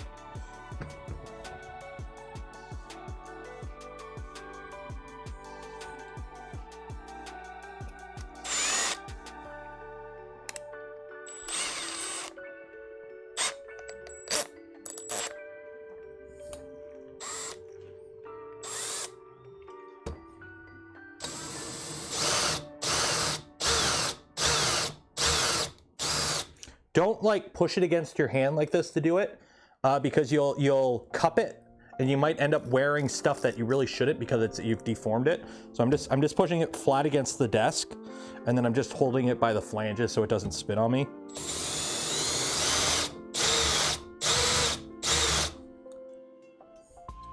Ah!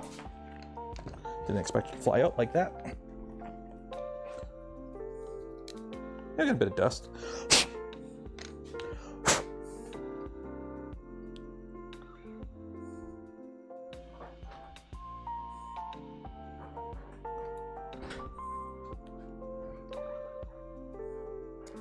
Oh yeah, they go together much better now.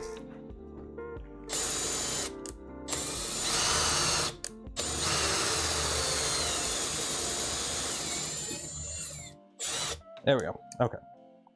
That's enough.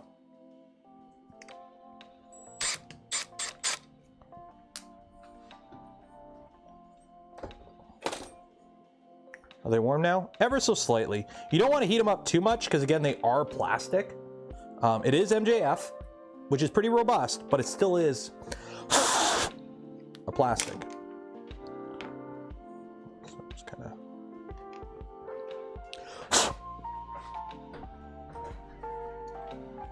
Hello? What are you doing out here? Are you coming? What are you doing, Calvin? You want to watch? What? Why are you still in your PJs?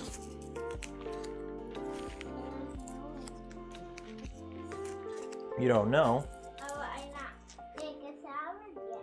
You didn't take a shower yet? Why didn't you take a shower yet? I need some help. You need some help? Why do you need some help? Here. So you push that down and you pull this up. There you go. So I'm going to put a little bit of grease in here. Just a bit. What? What are you doing?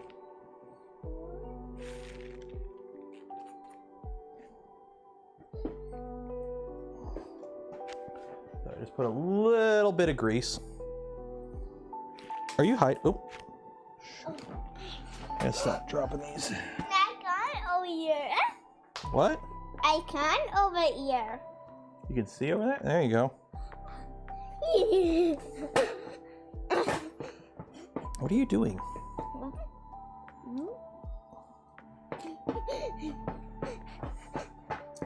What? What? What? Oh no. What? What? Oh no. What's going on? Daddy's fixing a printer. What are you doing? No, don't touch. What, does that spin? No. Oh, because you're weak, baby. See, ready? You're just a weak baby. Not got clue.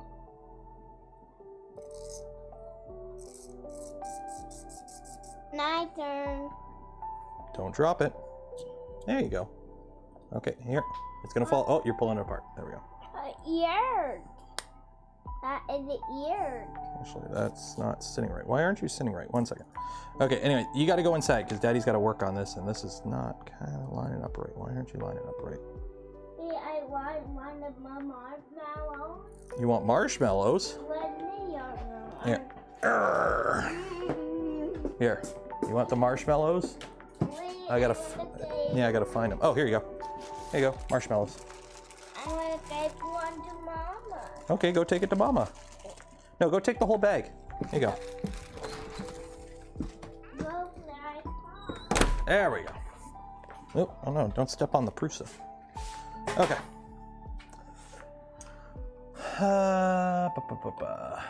Okay. So we got that. Got a little bit of grease in there. It's a little bit lubed up. We're good.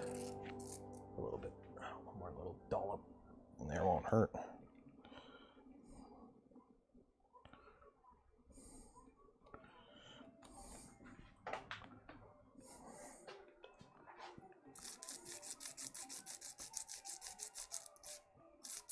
There we go.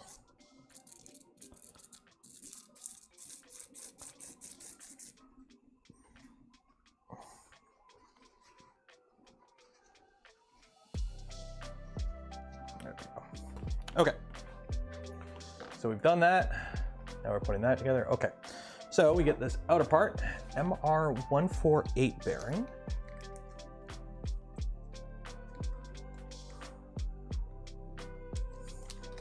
Bring one to mom. Oh yeah, no, Calvin's actually really good for that. He shares. He is a sharing person, so he'll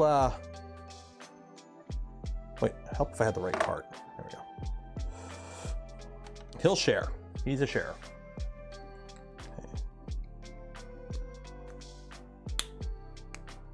That goes in there. And then we put these M36s in, which are these guys.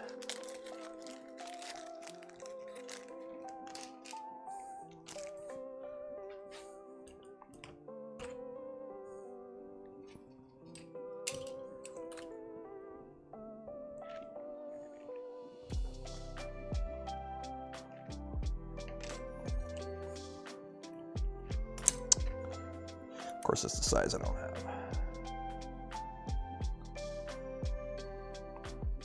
So these screws, you screw them in, they just basically hold the bearing in. They prevent it from like falling out. So they just kind of sit on the flange of it a little bit. And they kind of also compress it into place. So you don't want to over tighten these because again, you're also screwing into plastic. So pretty much as soon as they bottom out, give them just the ever so slight more, just to make sure they're really there. And then that's it.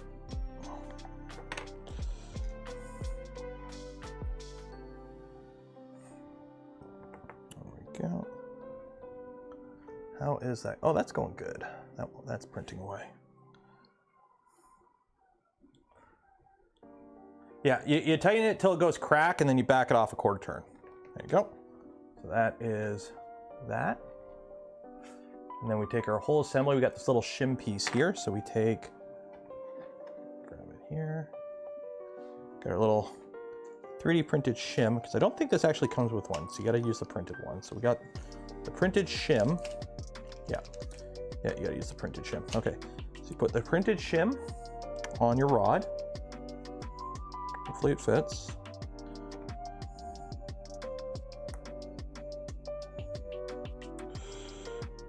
Just get it started. Just get it started.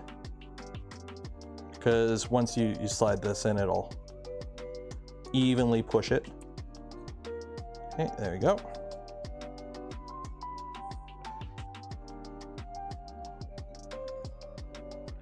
And what I'm going to do is I'm just going to put a drop of lube on the tops of these.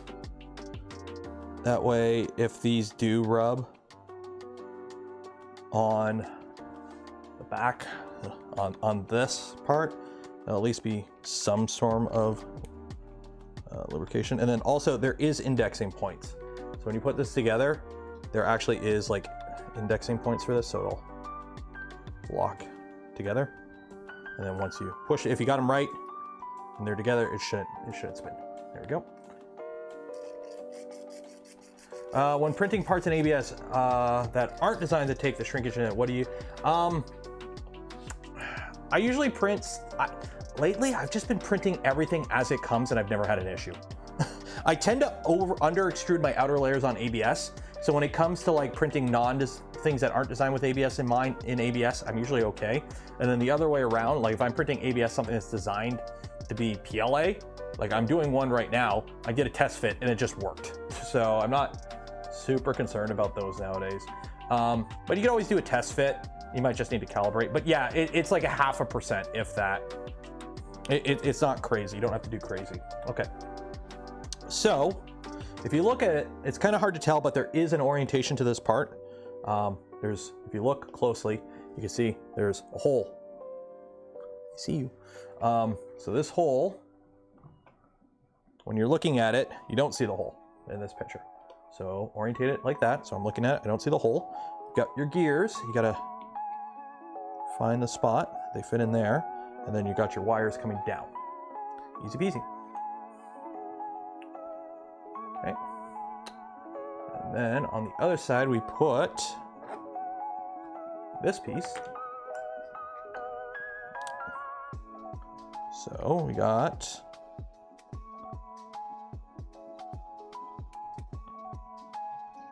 Yeah, that works. Okay.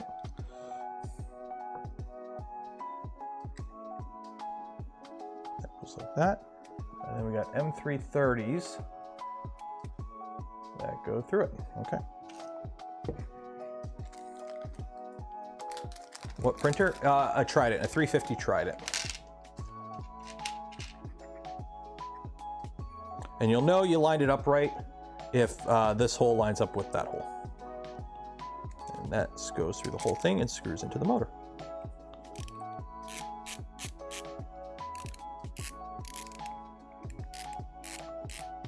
Did I grab the wrong screws? I might have grabbed the wrong screws. I grabbed the wrong screws. These are not the right size. These are too short.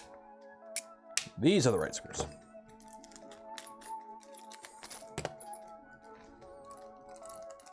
What printer? This is going in a Trident. I think I just answered that.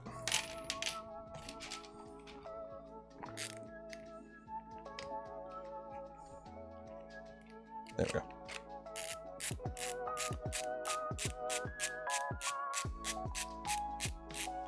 So usually what I'll do when you have two screws that hold something in like this, you start one, you get it almost there, and then you put the other one in, finish the other one, then go back and finish the first one. Because you don't want to have it misaligned, right? And I can't use the LTT store screwdriver there because it's not long enough. I wish this had longer bits. Go.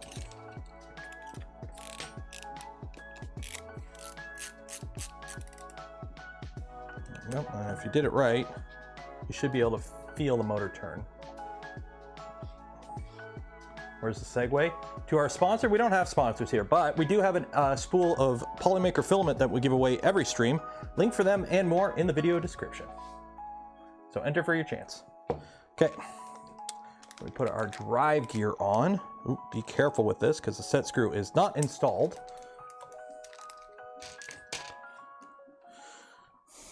Yeah. Really, 1.5 isn't enough, so it's gonna be this guy. Yeah, it's gonna be this guy.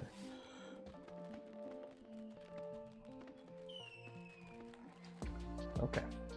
So the planetary extrusion is out of this world. Okay. So gear spin, grub screw spin. Okay. This is very important. To properly align the gear with the carrier, press firmly down on the carrier shaft until it won't move further. Okay.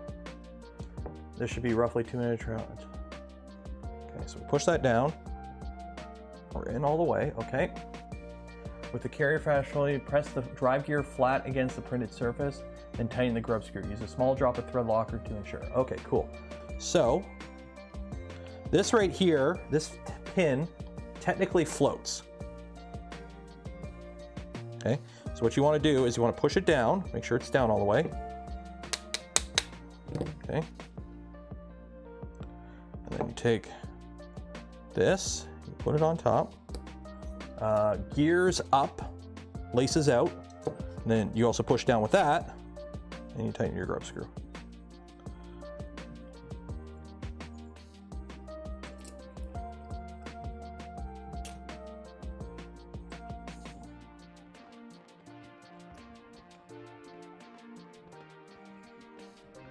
There we go. It looks like that. Dual drive. It's kind of turning out, we're starting to discover that having a single larger drive gear with a smooth idler seems to actually be a little bit more consistent. I do like the extruder, how it double grips it, but this is single grip, and this seems to be working pretty dang good. I've heard of a decent amount of good things. Did I forget the thread locker? No, I didn't forget it. I don't have any. I gotta go buy some. So we're just kind of YOLOing it. And to be fair, if you tighten your grub screw properly, it shouldn't loosen if you did it right. Okay, so now we got to put this little part together, which I just did, and then this goes on top, and it locks it in place. And then M5s. I lost the nail polish. I used it all up. I used it all up. Next time I go to the dollar store, I gotta buy some more nail polish. I am all out. My wife probably does have nail polish somewhere. It wouldn't be clear though.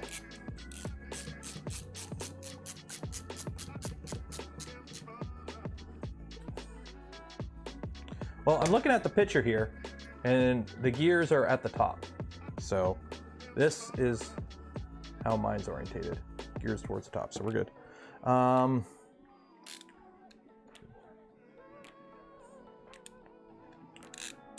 looking at what orbiter 2, these geared. Well, that's an orbiter 2. Sorry, that's an orbiter 2. That's a completely different extruder. This is a Galileo 2. This is a completely different mechanism. Put the pin in. Okay, so this pin, insert the pivot pin into the G2 module and roughly center it. Okay. So this is gonna be fun because this has to go through 2 printed parts. So I got my little needle nose pliers here to get it started.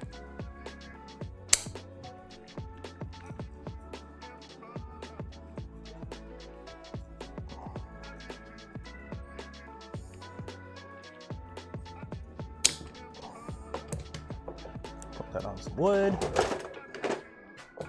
Now I really should be using like a rubber mallet for this, but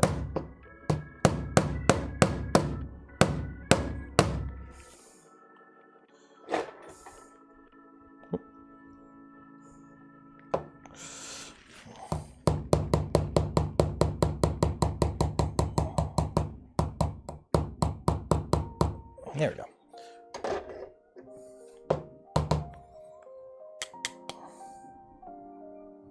Roughly centered. So this goes in there and you just roughly center it. And then you put this onto the main body. So for those that don't know, this whole thing pivots. That's how this works for engaging the filament. So when you engage and disengage, you're actually moving the whole motor assembly, which is kind of cool. So filament's engaged, filament's not engaged, filament's engaged, filament's not engaged. That's another thing I like how we're moving towards, where instead of having tensioning, it's just locked and unlocked. So would EP2 grease work? Yeah, EP2 would want. I just use white lithium because I have a ton of it. How big is the Trident? It's 350 by 350 by 248 or something stupid like that. Okay. So we get this with an M115. Also, I'm realizing I have like one broken wire here. I don't know why. I fixed it. I just don't know what it was that was broken.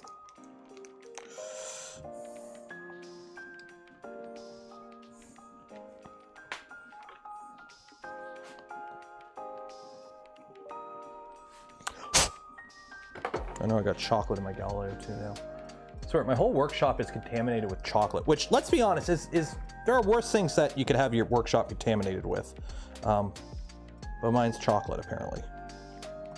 Okay, so now this goes on the back here and locks everything in place. Okay, and M320s.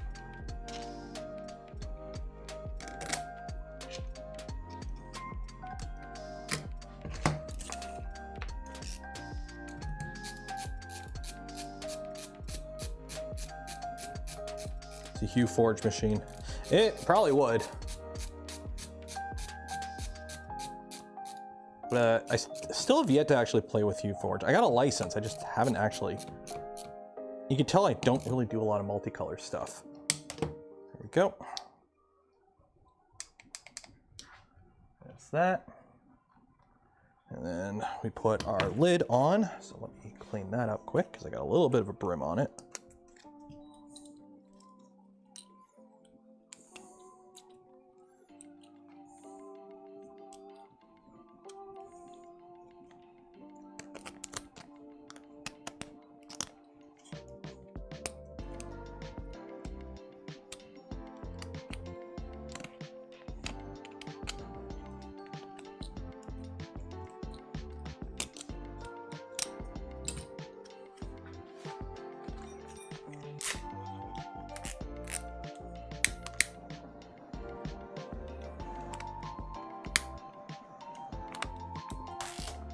There's a little bit of white marks I wanted to get rid of. There we go. Okay. So this goes on here with an M320.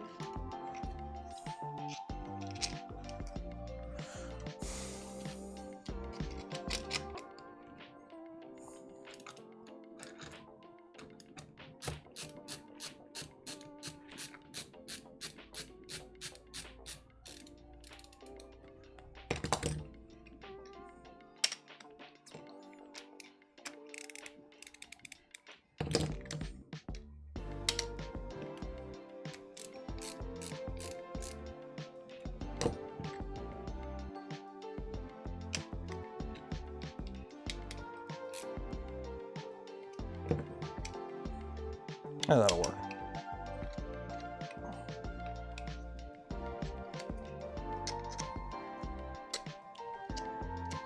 Oh, I got a lot to go still.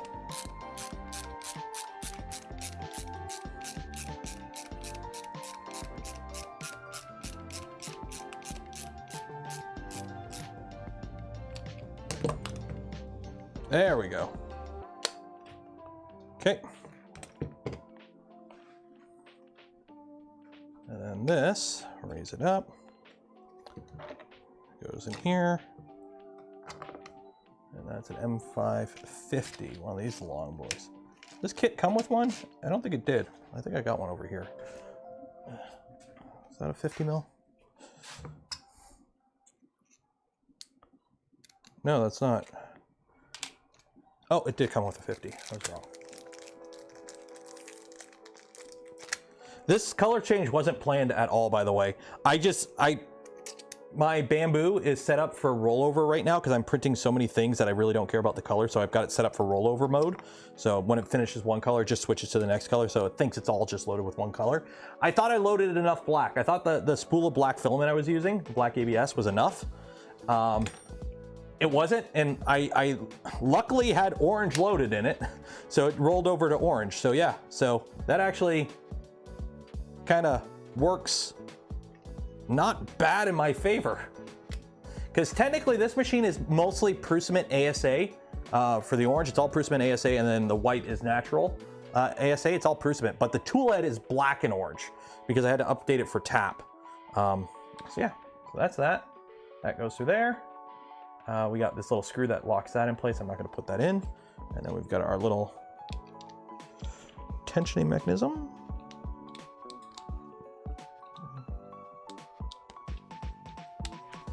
Screw that in.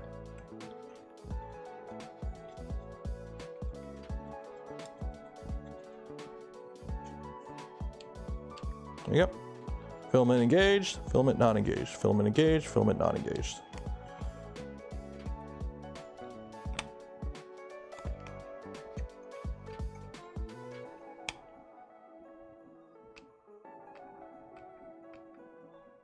There we go.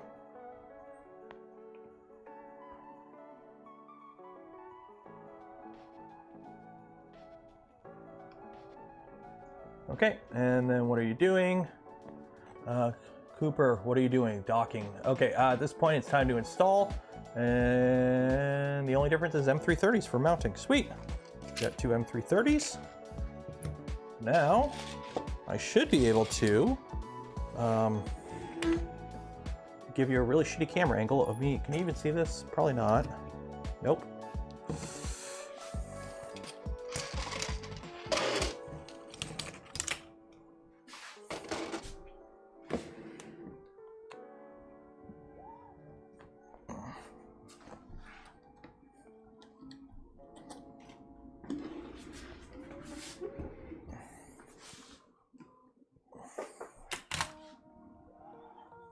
There we go. So this now goes on here.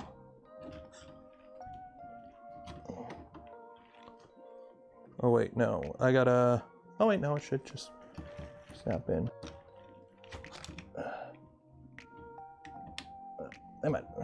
There we go.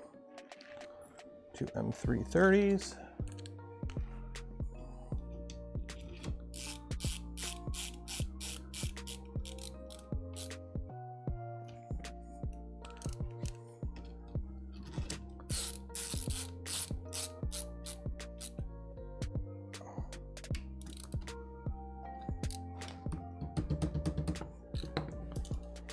There we go.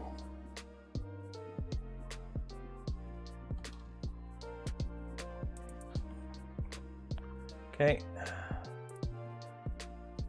So PTFE tube. Okay, so I gotta figure out this PTFE tube, so. Probably gonna need a new one. So luckily, we happened to rip some off a printer the other day. Oh, hey, here it is. So there are two methods to use PTFE. If you're swapping from CO2, you already have the PTFE, you can just add the one 18mm piece or use the PTF key. Should have 29.9mm sticking out of the top of the hot end. Okay, So this goes in. So let's cut this nice and flush.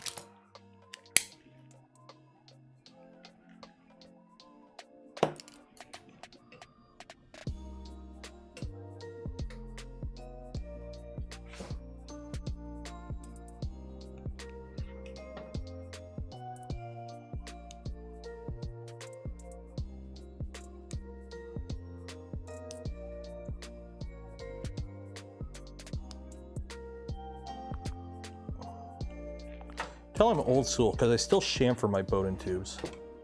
Okay, so that goes in there. And then 29.9, which I think this jig is.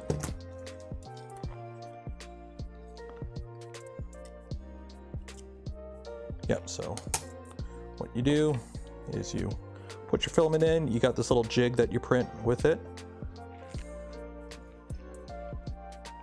And you cut it. Simple as that. 29.9.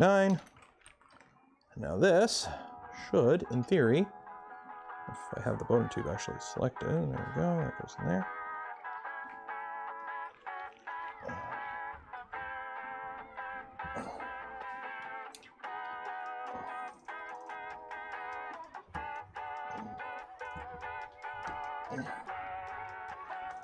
There we go.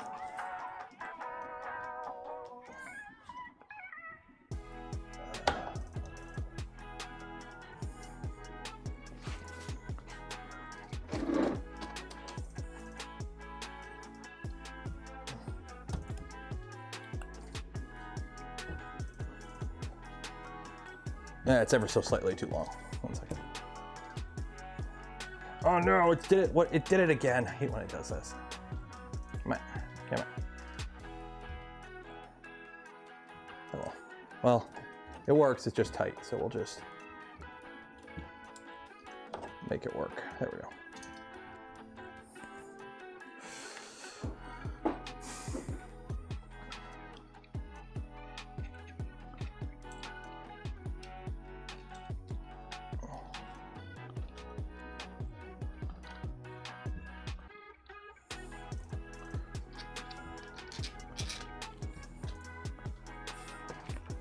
Should have dropped the bed before I did this, but oh well.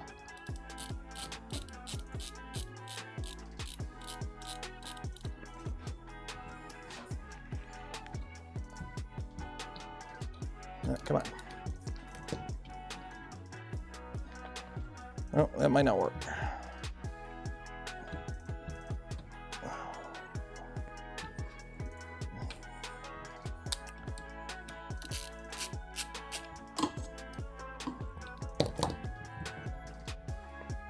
Yeah, that Bowden tube's too long.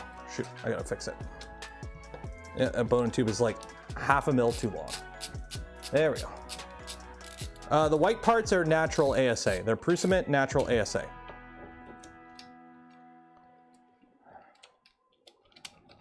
Yeah, come on.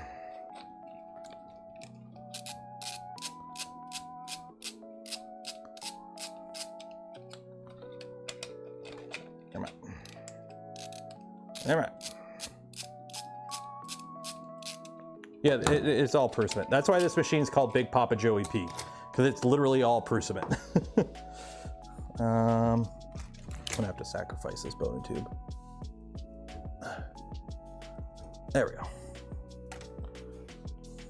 I don't trust that. I'm gonna grab a new one.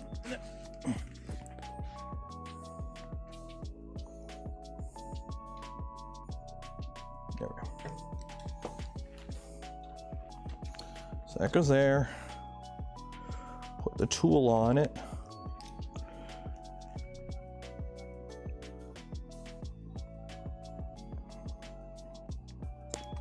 There we go.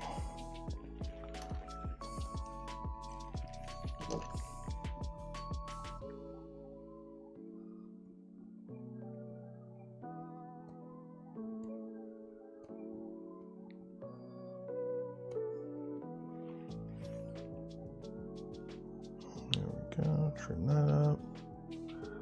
What time are we at anyways? 4:07. So we got 1 hour left. And then we'll do the giveaway.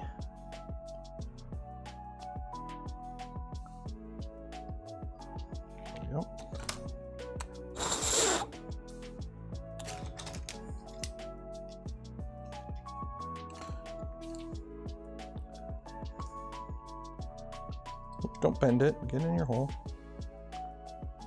Okay, so 29.9, right?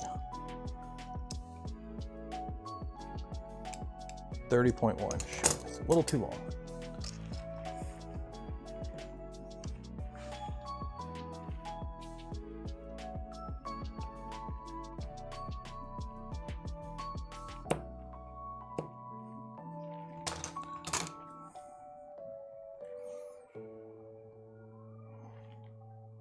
Nope.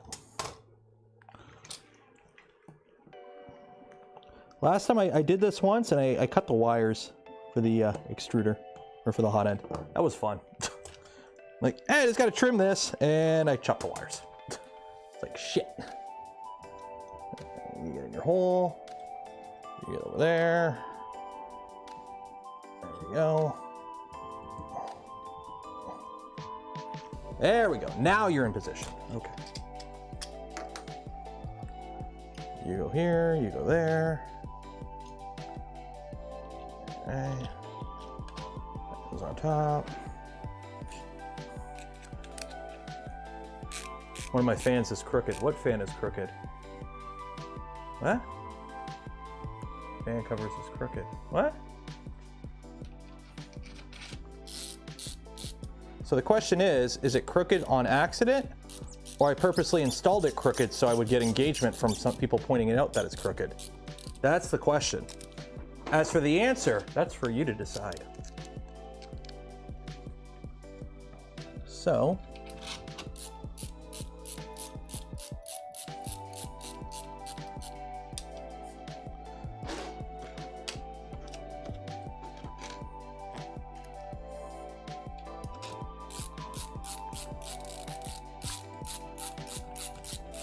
unfortunately, the orange turned out to be a little bit lighter of an orange than the stock orange, but whatever. Close enough.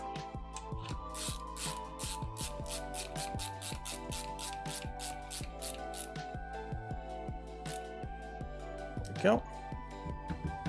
Got a tap on it. We're good there. Okay, cool. Just gonna all go in there. I am gonna have to do some wire management now, so let me just get this out of here. Nice little container in the garbage. So now comes the part of the stream where camera angle goes to shit because I'm turning it in a way that it's comfortable for me to work on because I have to do wiring. So I'm gonna try and see if I get a decent, oh, actually, there you go. Holy shit, that works, okay. So, here's one of my little screws.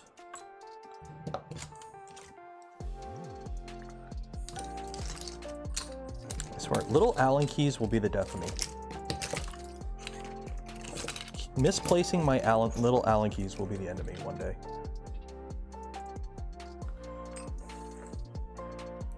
There we go, okay.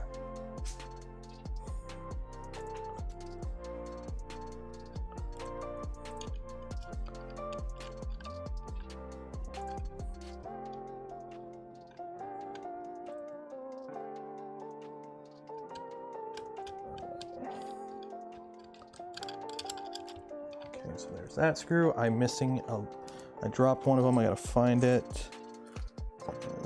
That'll work.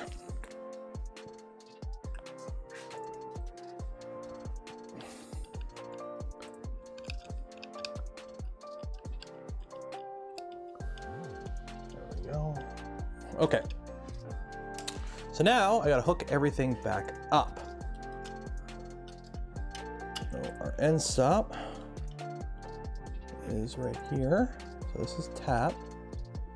Now, unfortunately, this is actually a little bit higher. So this might be a problem. No, we're good. Yeah, that goes there. This one goes here. This one, 0. What is this one?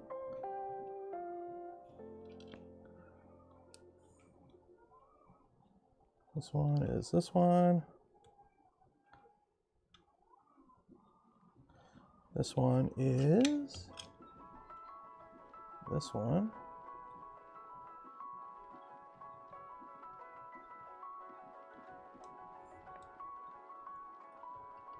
Shit.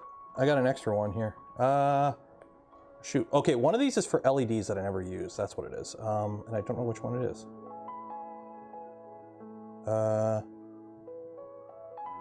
I'm assuming the white is the one that's in use.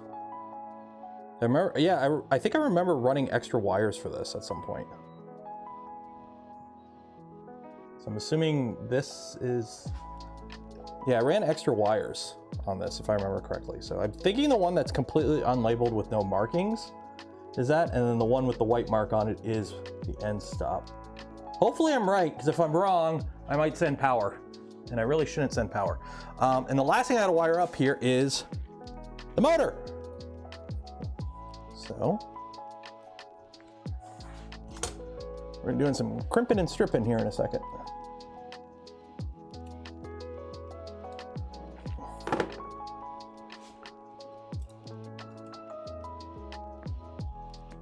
I don't think the other end's plugged in, so if worst case, it just don't work.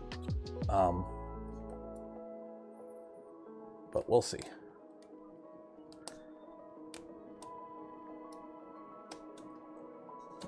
Okay. I'm gonna need a riser here. I'm gonna need my stripping and crimping set for these. Okay. You raise me up because I'm not tall enough to do this without manual assistance.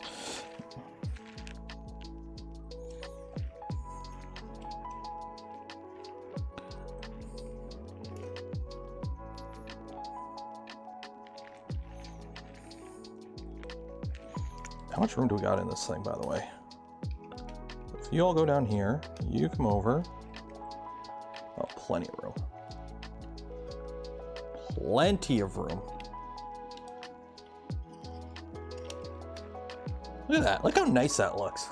Just boop. Fortunately, the orange is different shade, but whatever. Okay, so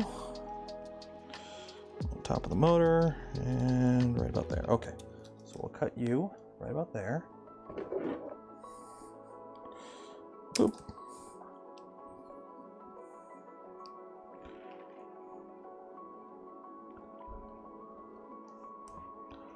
Oh, come on. So again, if you haven't entered yet for your chance to win some Polymaker filament, link in the video description. Enter for your chance down there. And while you're down there, don't forget to check the other links out. Affiliate links don't cost you anything extra, but go a long way in supporting the channel. And if you want to help support the channel, the content I create, and the things I do, consider becoming a channel member, Patreon supporter, and whatnot, or gifting memberships to others. So all those help.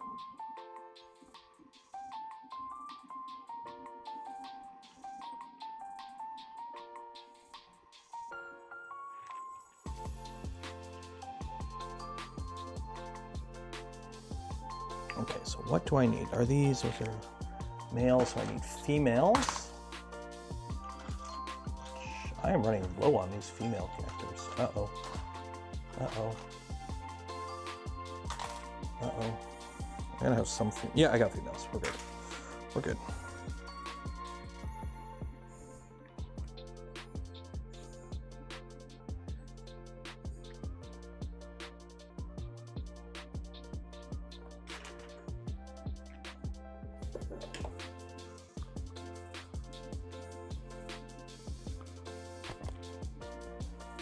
And then we're going to crimp these on.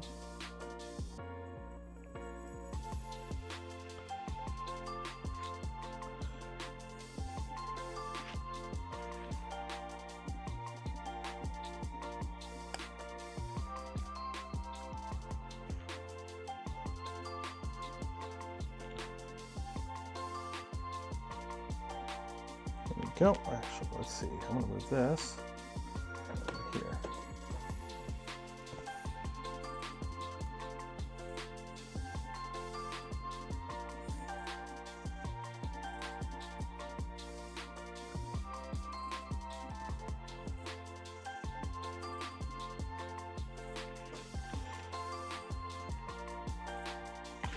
Pulo, crap, I forgot I have 10 kilograms of ASA. Why'd you order the kids menu? 10 kilograms? That machine's gonna need a lot more than 10 kilograms, you know.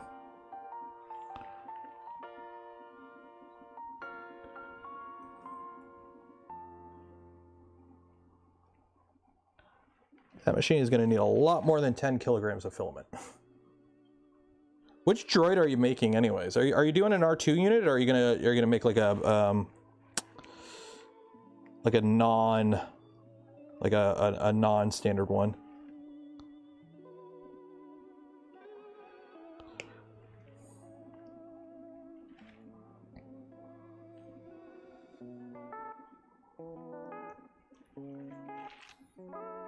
R2 first. 75 to 80 kilo of filament? Holy shit. Then again, I can't really say that's a lot because I'm printing a suit of power armor right now, and I'm already at like 25 pounds easily. And it'll be 50 when I'm done, probably. Well, actually, okay, the suit itself will be 50. I'll probably be at about 35 pounds of printed parts. And that's even before I look into like a blaster to go with it. If I print out like a Fat Boy or the chain gun or the minigun, that's gonna be a ton of filament. Okay. I just need one. Actually, I need a male 4-pronger. Okay. So, fun fact: most of these come with a connector on the end. Just keep the colors of the wires in the same order. If you get them backwards, it doesn't matter because you can easily fix that in firmware. You just put an exclamation mark in clipper. So black, green, red, blue. So we're just going to do that. So let's retwist these up again. So everything's nice in there. Okay. So.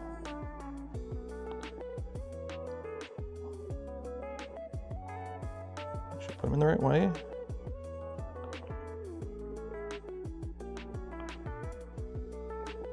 Does it go this way or this way? There you go. Black.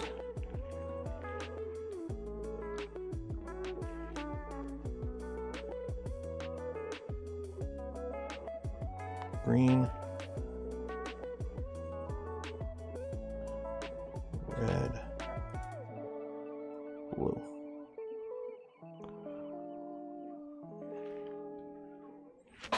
Ooh, ah! Okay, we're good. My chair moved for a second there, or my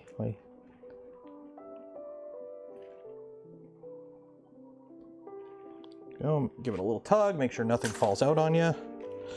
Okay, so we're gonna have you come up underneath all of this shit. And come up here. And you can plug in like that.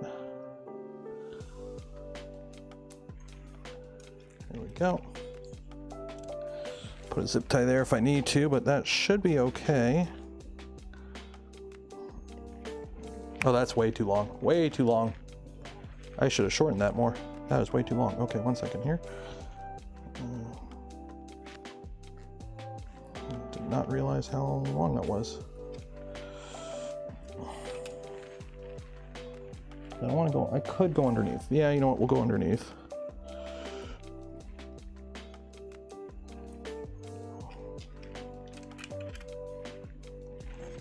As long as it doesn't rub. As long as it doesn't rub, we're okay.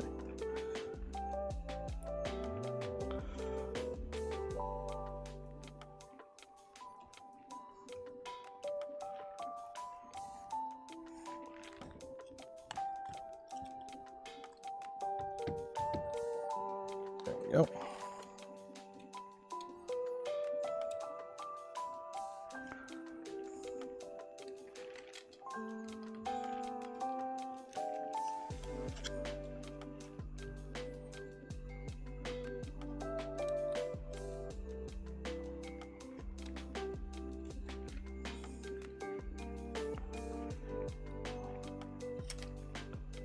There we go.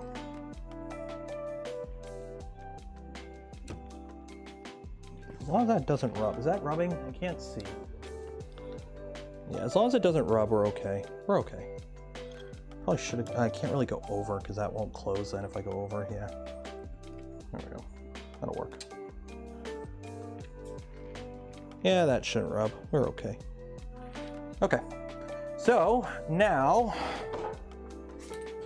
I get that one little screw that I got left. Spin it around, plug it in. Okay.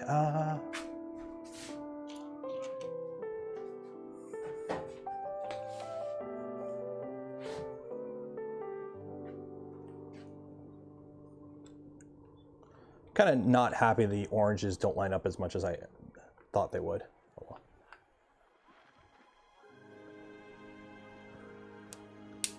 Ooh, why are you snapping? There we go. There we go.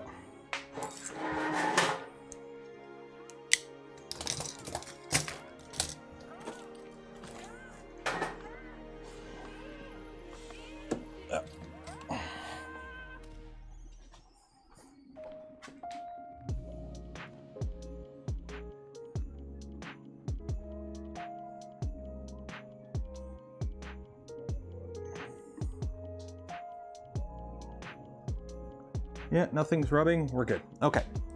So, turn it around.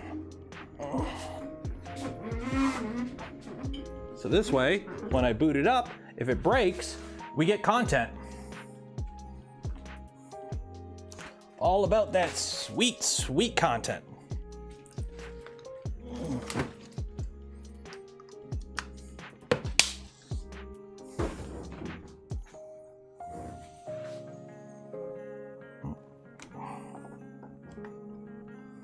Okay. YOLO.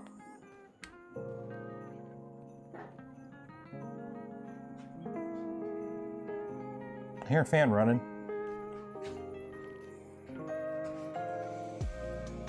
Fan's running.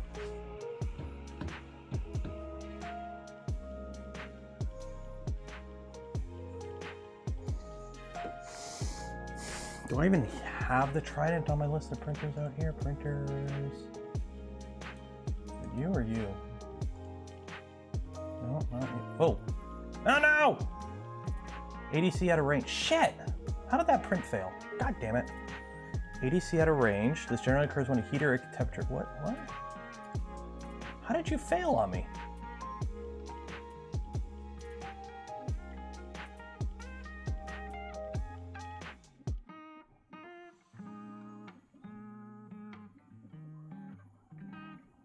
What the heck happened there? Okay, that machine, I am not trusting that machine. For some reason, V226 was working fine. And then all of a sudden the heater spiked up to 320 and aired out. And then it aired out smoothly down. What the heck is going on there?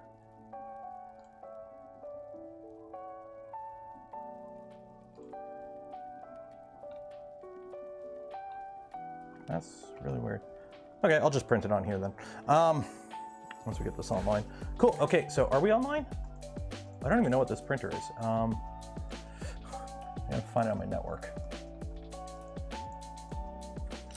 It's the missed failing. It's a brand new Revo. Remember that? That was the machine we had the Revo jammed up on it, and I replaced it with a new, Revo. Oh, there we go, Trident. Oh, you're still on the home network, that's why. Okay. There we go, okay. Printers. There you go, Big Papa Joey P. There you go, you can see my house. Cool. So make sure that heats up.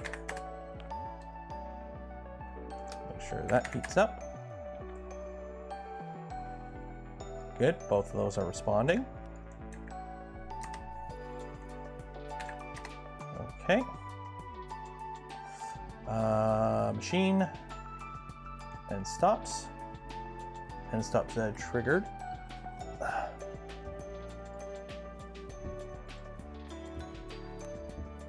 Okay, so I gotta swap around those. That's what's broken. I did use the wrong cable. So I plugged the end stop into nothing, essentially. So give me 1 second here to fix that.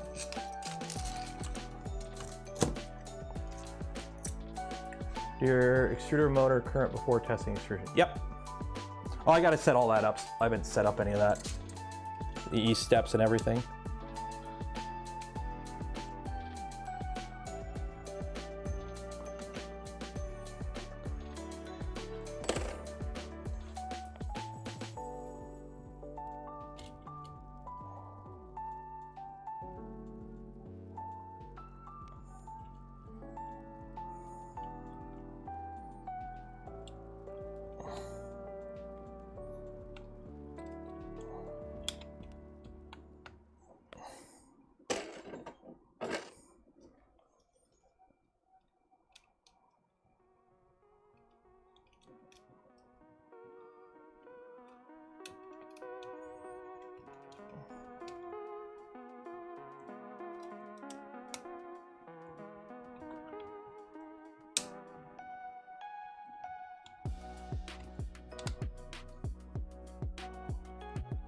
There we go. Okay, try it again.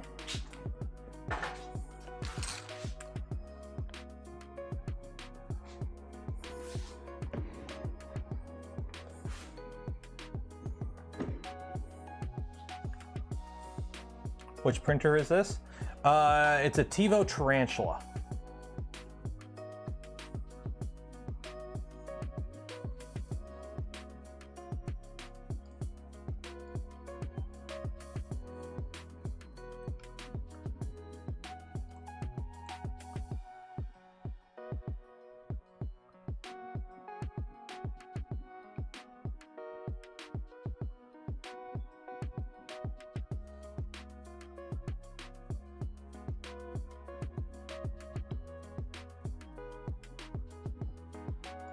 Okay, there we go. Let's see, are we reconnected?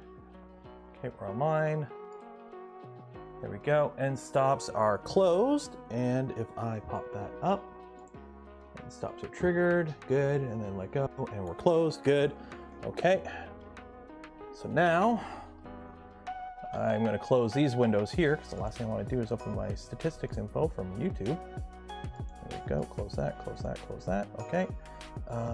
Downloads.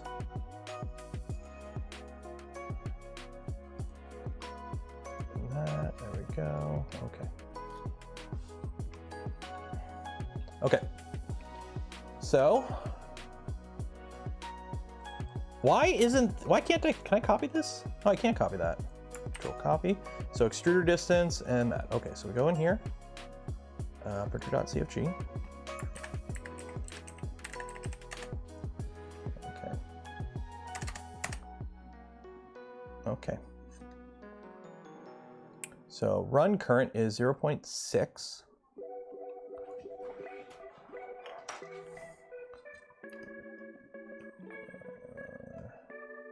So gear ratio, microsteps, full steps. Okay. So this goes here.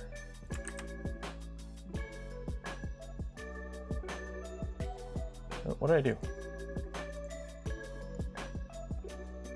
Delete that. Okay.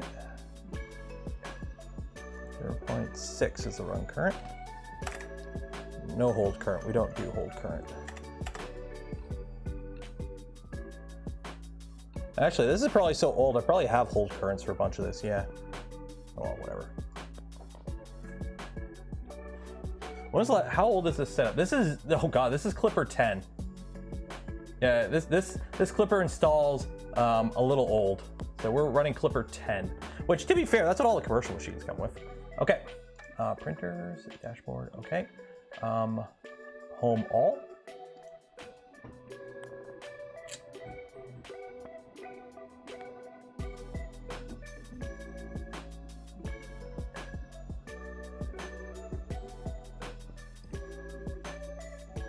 There we go. Okay.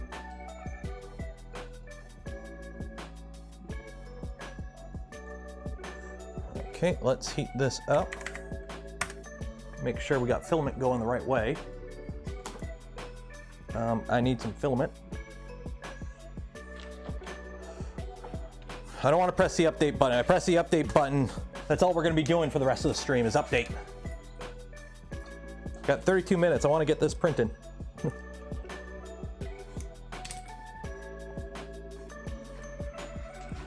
Okay, so push that down, and that should allow me to feed filament in. That's a little tight.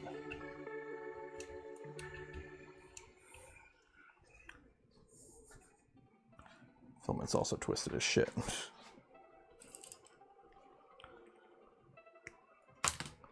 Okay, let's load the Galileo 2.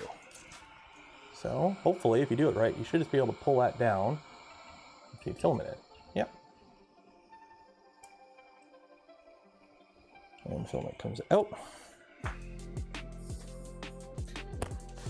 Grab my marker, grab this.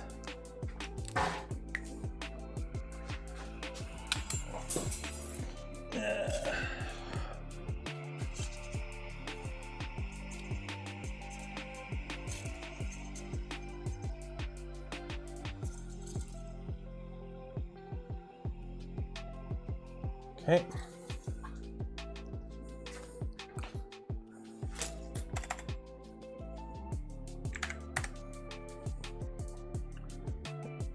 That camera is behind. What camera? This camera? Like this? Ooh. What's wrong with this camera? Okay, so 50 millimeters at 5 millimeters a second. Extrude. Oh, we're going the right way.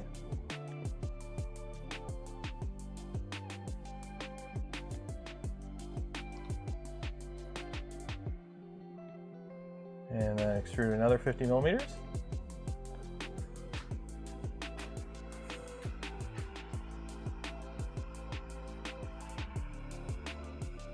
Stop. Perfect. We're bang on. I'm good. Okay.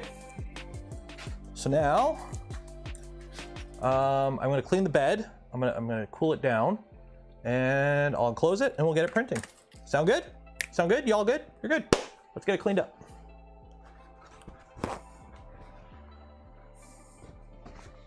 Get this bed cleaned. Get the panels back on.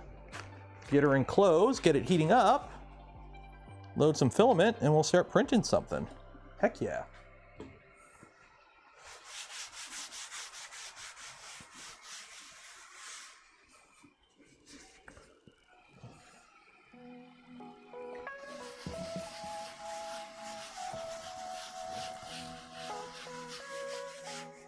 I need to get some bigger flex plates for this.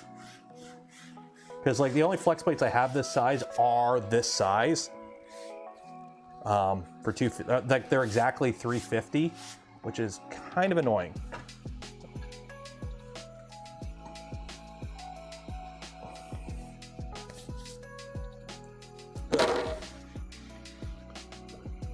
So you kind of have to like, yeah, the bed's oversized, but it's like, is this good? Yeah, we're good.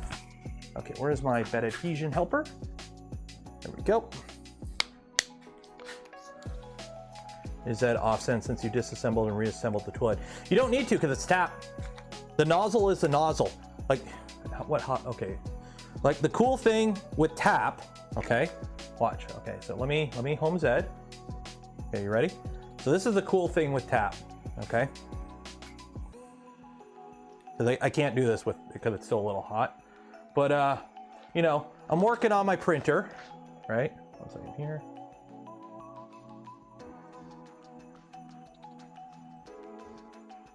Okay. So, hey, we're wiring up the printer, and I'm a dummy. I'm a big dummy doo-doo head dummy, and oh no, I forgot my box of electronics in the printer, and I hit home Z. And it's just gonna, oh no, I'm gonna rush to stop it, oh no. Oh, never mind.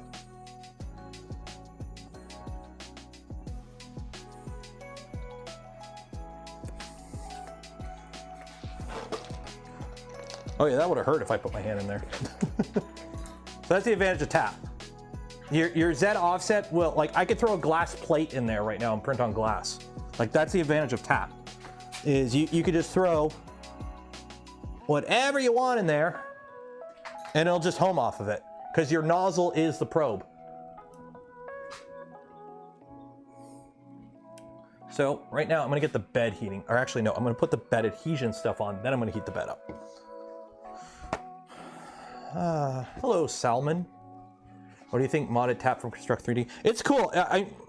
More people fiddling with it. You know, if that solution doesn't work, at least we know that solution doesn't work. That's kind of the advantage of, you know, multiple eyes seeing the same project or working on the same thing, or, you know, just at least tinkering around with it, because you never know what's going to come up. You never know what somebody's going to come up with.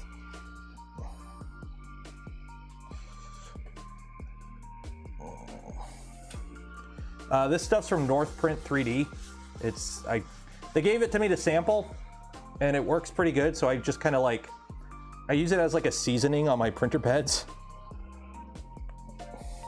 and it works pretty good. So it's basically just makes the bed kind of tacky, and I find stuff just sticks a bit better. There we go. Like, you can print with just pure PI. I do it all the time. But just putting, you know, spend 2 seconds, put a little bit of extra help on it, and hey, at the end of the day, it might save a print. Okay, so we heat the bed up to 105 or 110. Okay, that's heating up. Now I got to put all the panels back on this. It's all sticky. I don't like it. Actually, it is sticky. I don't like it.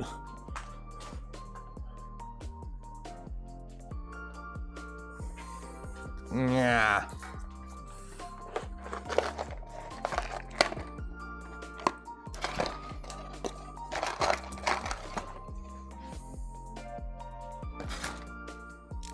Okay, so don't forget, you got 10 minutes until we do the giveaway.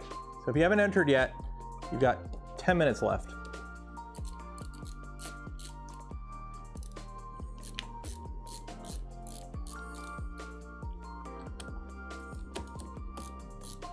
There we go.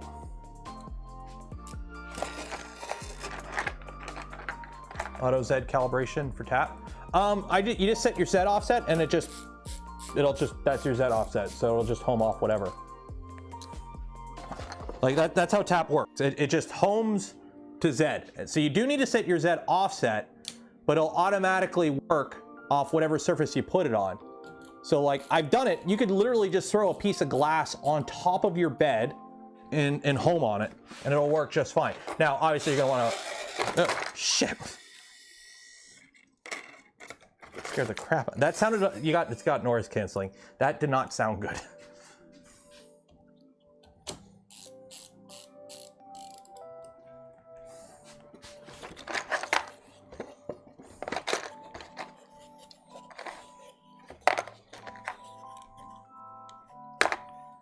Yeah, that's the advantage of a nozzle probe. When you're probing with the nozzle, it's not like you have to worry about a Z offset. That's why, like, you know, tap, that's why I prefer setups like tap over like beacon.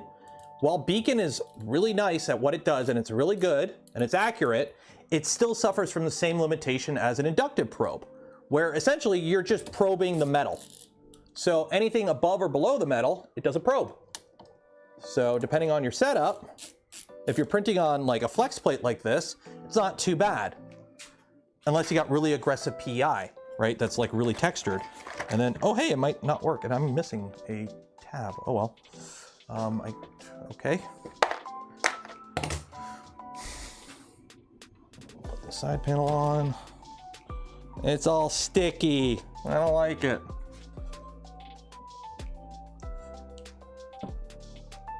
Ah.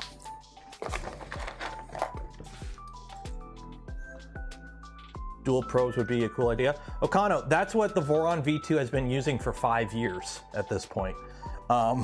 You have a Z offset probe, and then you have a bed probe. So you have inductive probe in the tool head that meshes your bed, and then you hit a physical probe to set your Z offset. So Yeah, that idea has been around for a while because the V2 has been using it. And I don't think Voron's the only printer that uses it. I think other printers do use it now. Is there an estimated lifespan? Until it stops working. How am I missing so many of these clips? I've had some Revo heat cores last since launch. Like the Revo heat core that's in, which printer is it? The one in V226 was working pretty good until I just got this random error. Gotta figure out what's going on there. I gotta print more of these clips. I'm running low on clips. Yeah, well, that'll work.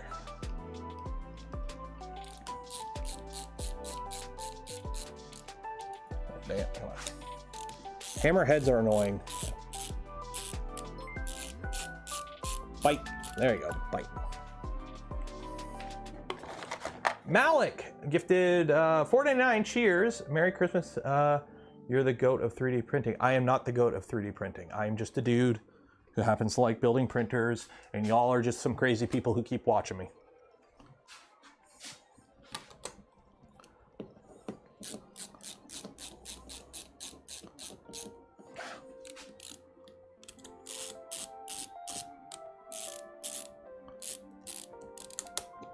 Go. Yeah, I'm gonna have to print new clips for this machine. This is not working well. Okay.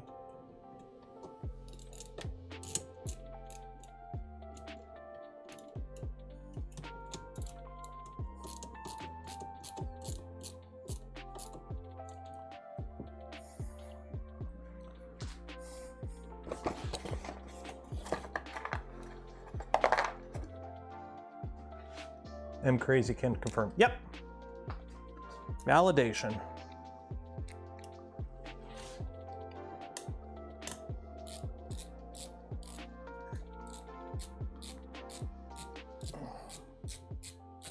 Am I even screwing in anything? No.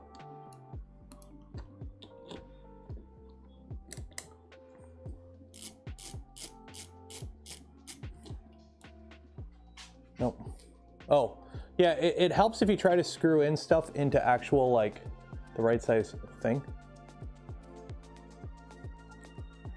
Because, did you know an M3 screw does not screw into an M5 thing?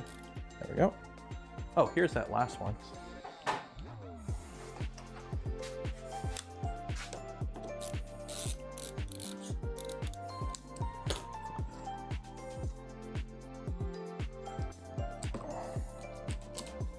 Today's Tuesday, right? Yeah.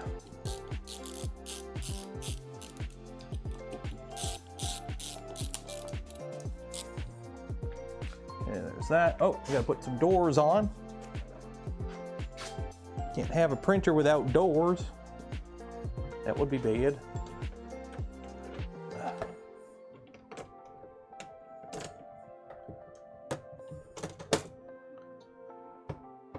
Oh, I'm like, where's the heat coming from? Oh yeah, that's right. I'm heating it up. As Nelly once said, it is getting hot in here. Of course, it doesn't help I'm wearing a scuffed tracksuit.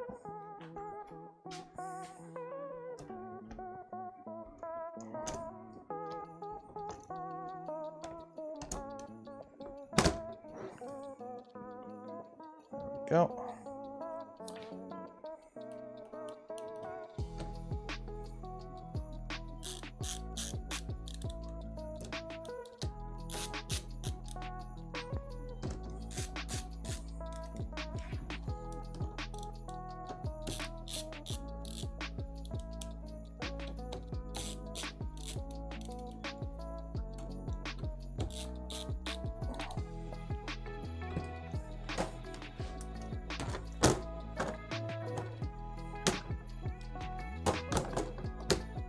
There we go.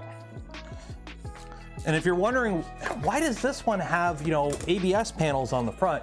It's because Physek doesn't know how to ship the right size panel, so I had to get these custom made so that I would actually have a panel. So, thank you, Physek. You are the best. You do the things. that other companies do, but not as good.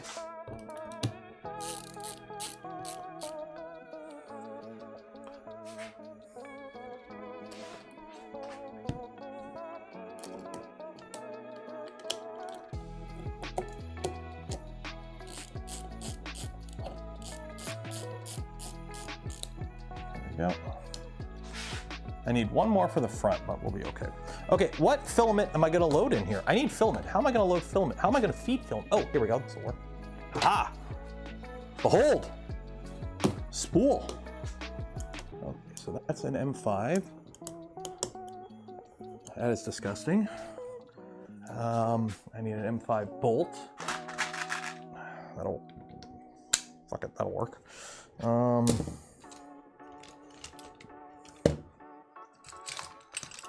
Allocate for this. Actually, I might need a big one. There we go. OEM particle. No complaints. On this machine, so for those wondering about FISEC and whatnot, on this machine, the extruder gears were obviously junk up. I just spent the stream replacing them. What else was bad? All the fans died. So every fan on this machine has died and been replaced. The bed heater was giving me some weird error for a bit that I finally figured out. Like, it's just weird. I still don't kind of trust it 100%. It's not the most stable bed.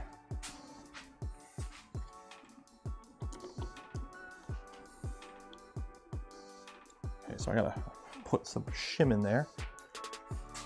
That'll work. Piece of PTFE too. Nope, not thick enough.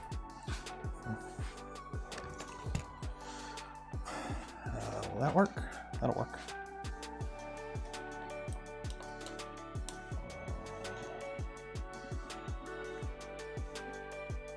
Oh wait, wrong way. I want this over the printer. There we go.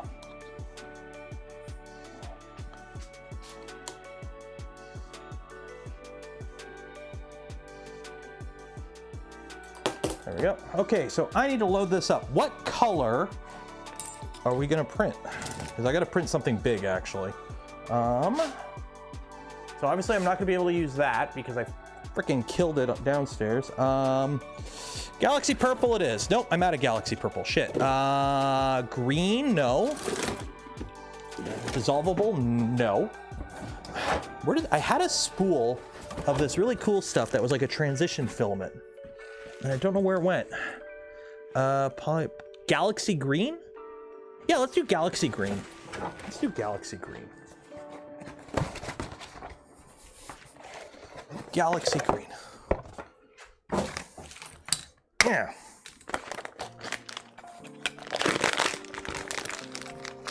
Ooh, that'll work. Yeah, that'll work. What's on the print menu? A PC case. It's for a video that I want to do, and hopefully it was supposed to be like in a video relatively soon, but unfortunately, as you saw earlier in the stream, the print failed because something's going on with the printer downstairs. So I got to figure out what's going on with the printer downstairs. So in the meantime, I'm just going to use this. So you go there, in you go.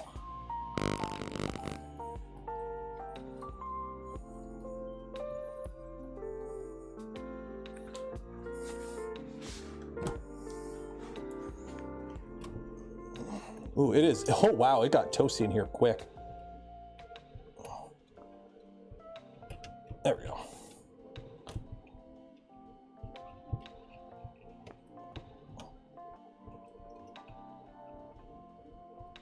There we go.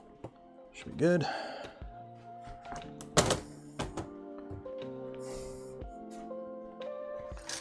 Yeah. Some room on my desk here. Fork slicer.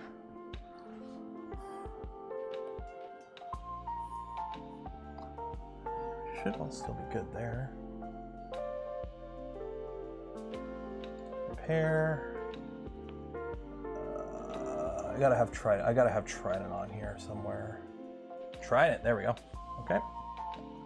So now let me find this file.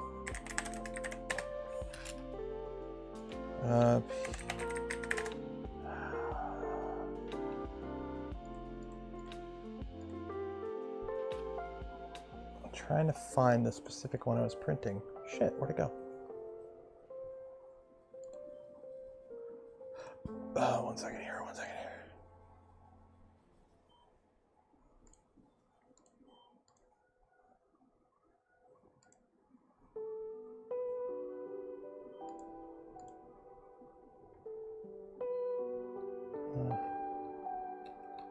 Where did I know I linked it. I just don't know where I linked it. So now I gotta find whatever Discord I linked it in so that I could scroll up so I could find it.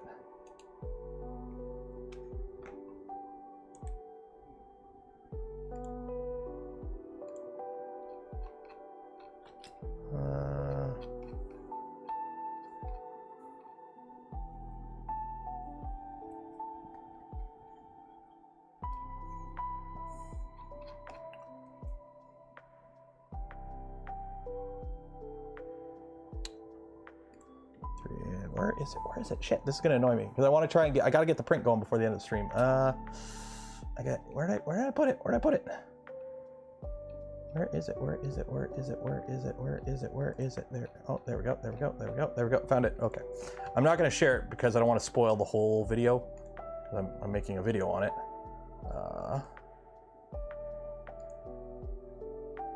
Downloads, main body. There we go. Okay. Standard Voron. So I'm going to change these settings. I'm going to print at 0.25, 0.25. Standard. We're going to print 3 walls. That 25% infill. 4 bottom, 5 top, 3 walls. I will do 4 walls, so it's really strong. Okay, slice plate.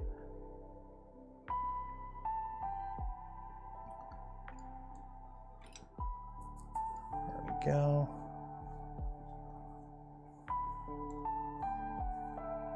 Okay. Okay, so one, we're not on generic ABS. Let's change some settings here. 260, 260, 105, 16 millimeters cube. Cooling, I like 20% fan, 20%. I don't want it to really go up to 35 there. Oop. 35, save, ABS, cool, okay. There we go. That's that, 260, 105, cool. Cool, okay, slice plate. There we go. Export Chico file. Save. Pop a Joey P, upload and print. Main body. There we go. Cool. Off we go. So we'll see how that goes. Let me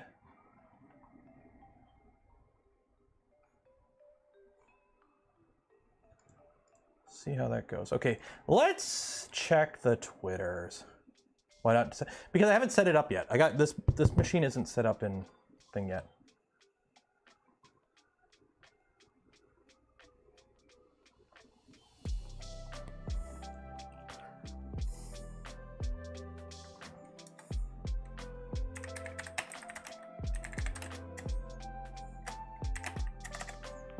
There's one itty bitty little bug in here, and I don't know how you're alive. So what I'm gonna do is I'm gonna turn off my heater. So it's gonna get cold in here tonight, so you will die.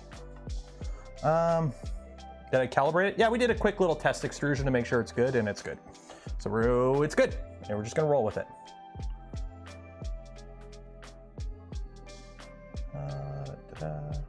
Wow, that is a lot of notifications. Holy crap. This is the first time I've had like anything on my channel like kind of go, I guess viral would be the word. So I'm just like getting completely slammed with updates.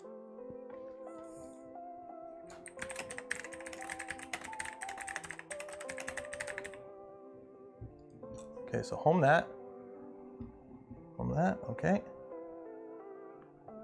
Do that. I still have the end stop in here. I still haven't unhooked the end stop. Ulf, how am I gonna pronounce that? Ulfs, 20 euro, cheers, appreciate it. Thank you so much for inspiring me to build my first forum. Oh, awesome. That'd be cool. First forum builds are always fun. I know you can't really see, No need for ESA. I plugged in the stock default values. I told it to extrude 100 millimeters of filament. It extruded 100 millimeters of filament. Good enough for me. I'm a very much, is it good? It's good, it's good. Let's roll.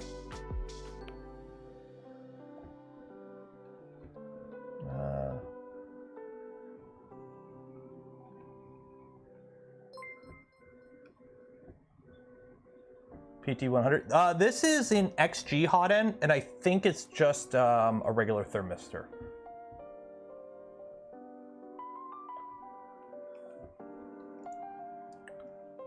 How's my... Oh my God, so many Discord notifications. Oh, sweet baby Jesus. Okay, that's that. That's heating up now. I know you can't really see it. Once it prints, I'll put up a camera of it.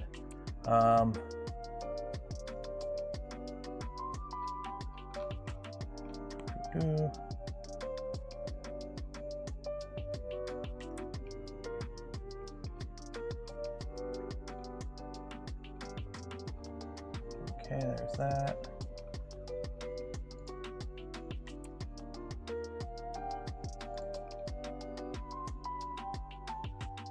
Oh wow. Okay, so apparently this is. Are you fucking serious? Like, okay, I understand. Okay. Like I understand.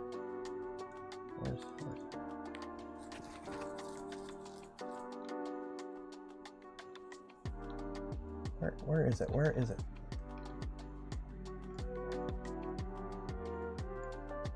Where is it?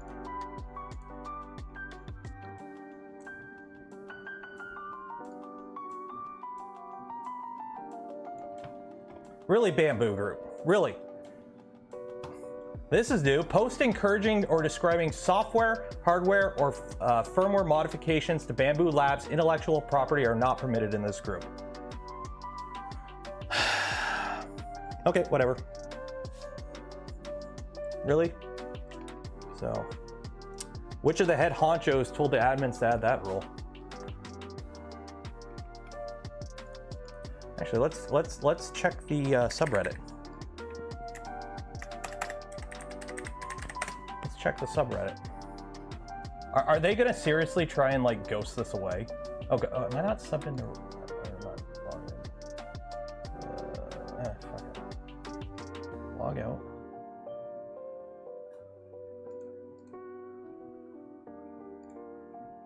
Log in. Like, are they gonna pull a Nintendo here? Okay.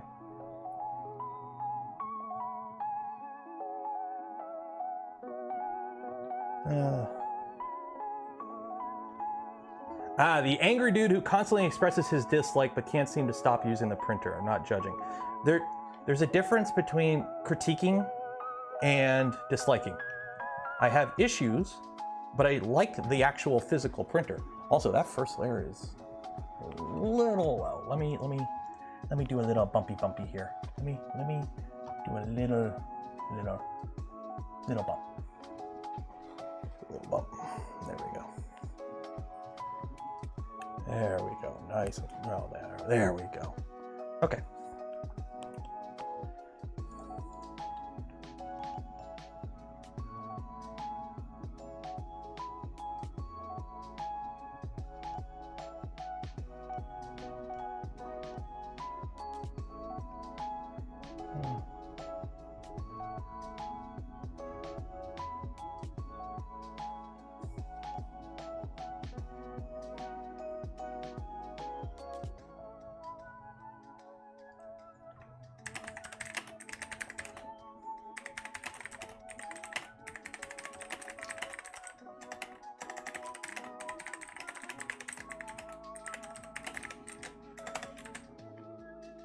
There we go. It's getting laggy. What's getting? I'm not laggy. Woo! It's actually printing really nice. There we go. Okay, let's see. How's the view? Can I pull the view in? So 1 second here. 1 second here. Webcams. Okay. Cam edit. Okay. Okay. 1 second here. 1 second here. What time are we at? Oh shoot, we're at 5. We're gonna be doing a giveaway soon. Enter for your chance to win some filament. I'm gonna let this print for a bit, then we'll okay. So add browser. Add big Papa JP. Okay. Okay. Huzzah! That is upside down. Transform. Rotate 180 degrees.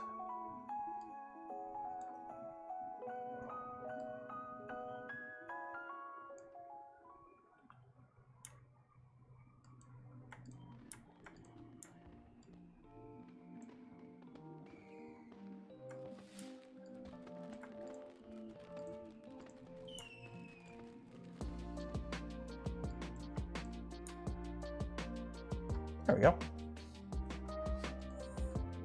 What are we printing? A big thing. You will see hopefully when it's done. Actually, I can drop that offset just a little bit actually now.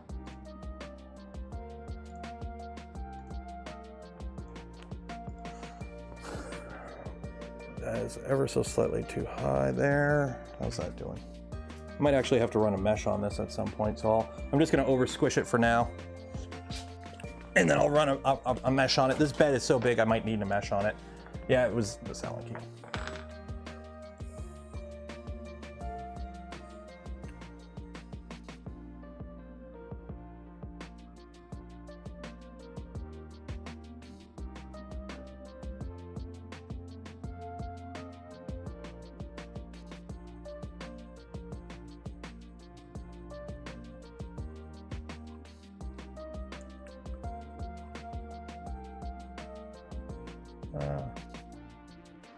Well, that post is still on the subreddit, so at least the subreddit is okay with it. The Discord, I guess, is not, which I find really, really weird.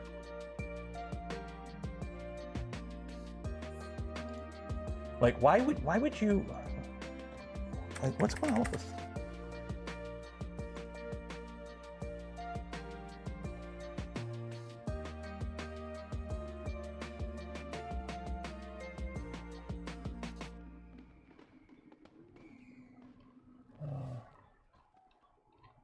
Oh, yep, they took the video down. Yep, they keep taking the video down on the subreddit. The Bambu subreddit keeps taking that video down whenever somebody posts it. Come on, guys. Can't we have some fun? Can't we have some fun? Like, your community is already, like, okay, NeuroRant. Oh, wait. Downloads. Where is it? Where's my downloads folder? Where's my downloads folder? Downloads. Okay, downloads.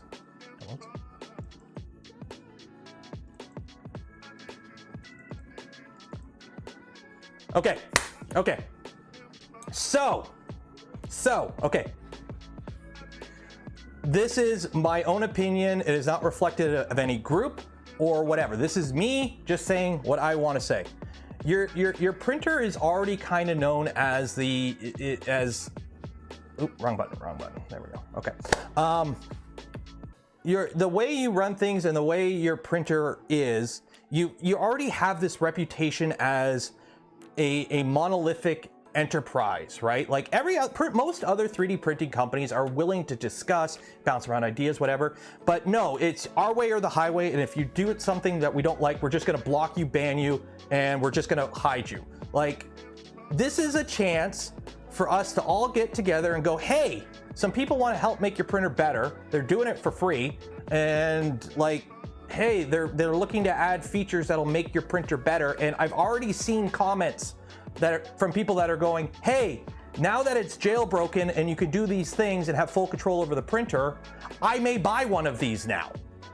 So literally, there is no negative benefit unless... Do I have tin foil? Okay, unless you're hiding shit, there is no benefit to blocking this from your end, unless you're worried about IPs and whatnot, which again, are you hiding something? Like, acting like Tesla gave out a bunch of their patents, didn't they? Okay, I may have to readjust this because this one side's low and the other side's not, but whatever. That's good enough. That's good enough. So yeah, like, can't we all just, you know, get along? Like, hey, a bunch of cool people figured out to make your printer even cooler and give it more features, and you don't like that. Like, how is this a thing? Like, your subreddit has already completely blocked talk of modifying the printer in any way. Here, ready? I'm gonna put a big smiley face on the side of my printer. Oh, my printer is modified. I can't post it on the subreddit anymore. Like, come on, come on, come on. The fact they're actively trying to block it, like, come on. Like, that just screams like, why would anyone want to work with you as a company if you're straight up our way or the highway, and if you try to do anything outside of what we deem acceptable, we're just gonna block you and prevent discussion of it. Like, no fun zone. No fun zone. Just if you're a moderator of the Bambu subreddit, just add the tag no fun zone. Like, come on. Come on. I'm saying if every noob. Well, here's the thing. If you modify the firmware, you no longer get support for firmware issues. Simple as that. And that's a known thing. People have been jailbreaking things since the start of time. The moment you jailbreak it, you shouldn't get support for software. Like, it is a thing. Jailbreaking has been around since forever. How many people here have jailbroken their 3DS? How many people here were jailbreaking their Apple iPhones back in the day? Like, it's a thing, okay? I own that hardware. It's not licensed in terms of a monthly fee. Actually, I didn't sign a damn thing. They literally just reached out, hey, you want a printer? I'm like, yeah, cool. And they sent me a printer. That was the end of the discussion. So, right to repair. You got right to repair right there. This machine, the Bambu machine, requires an internet connection to use it. Okay, if you're in the European Union with them doing all their stuff for right to repair and like internet privacy and whatnot, the fact that that machine is non-functional without an internet connection, like, I'm pretty sure you still need an internet connection to do like the vast majority of the things on that printer. Unless you ever only want to print from an SD card. If you unbox that machine and never connect to the internet, all you could do is print from an SD card. You can barely do anything with it. So, hey, now people have made it so the machine could be updated and whatnot in offline mode. Why is that a bad thing? Why is this a bad thing? But anyways, there's no point getting into that. Again, my opinions on this stream are my own opinion. I don't want to infer that that's the development team behind the X1 Plus software or anything like that. They want to work with Bambu. The X1 Plus team wants to work with Bambu in this. They are free to, like, hey, if we come up with something, if you guys want to use it, go for it. Like, they don't want this to be a competition. They just want to do cool things with the hardware. Like,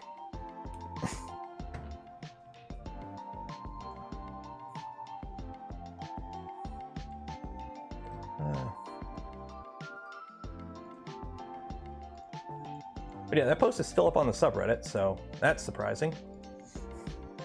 But yeah, I guess the Bambu Discord has completely banned all discussion of modifying the Bambu printer and its firmware. So,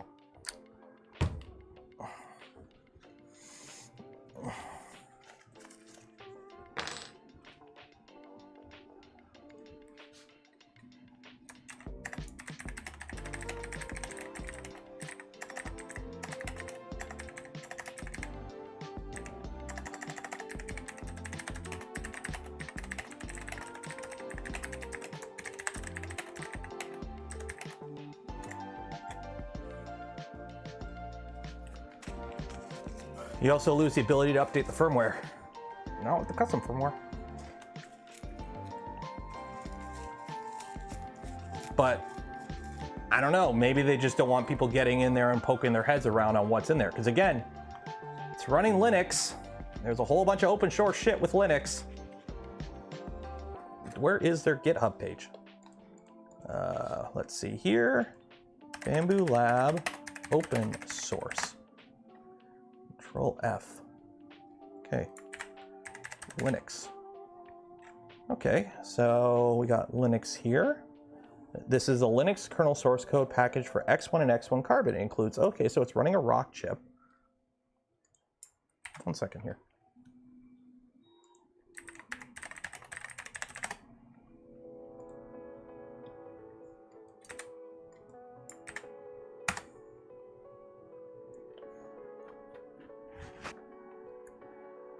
Today is what?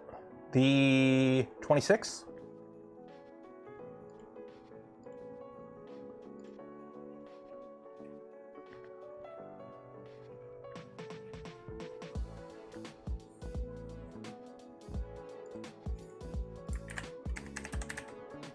Okay, that's been updated. Okay.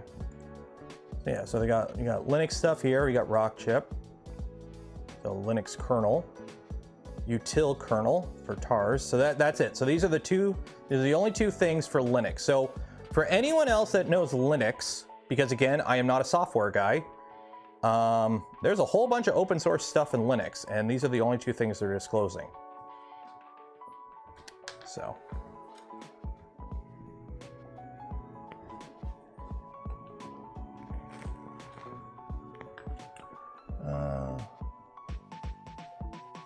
Linux 4.19, that's really old. I don't know what the hardware is on it. Like, I don't know. The X1C mod is garbage, does it? McFly! It was literally announced today that it's a thing. And do you have it? Does it make the printer print any better? No! It doesn't. But soon I'll be able to plug a frickin' Ethernet cable into my printer. I'm gonna like that. And also see all the statistics on my printer and have access to all the hardware on my printer and, maybe add some stuff, like whatever I want.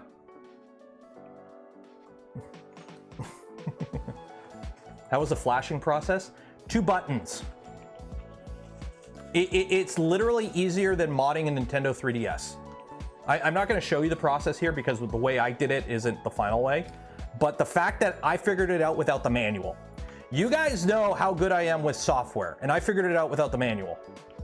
That's how easy it is.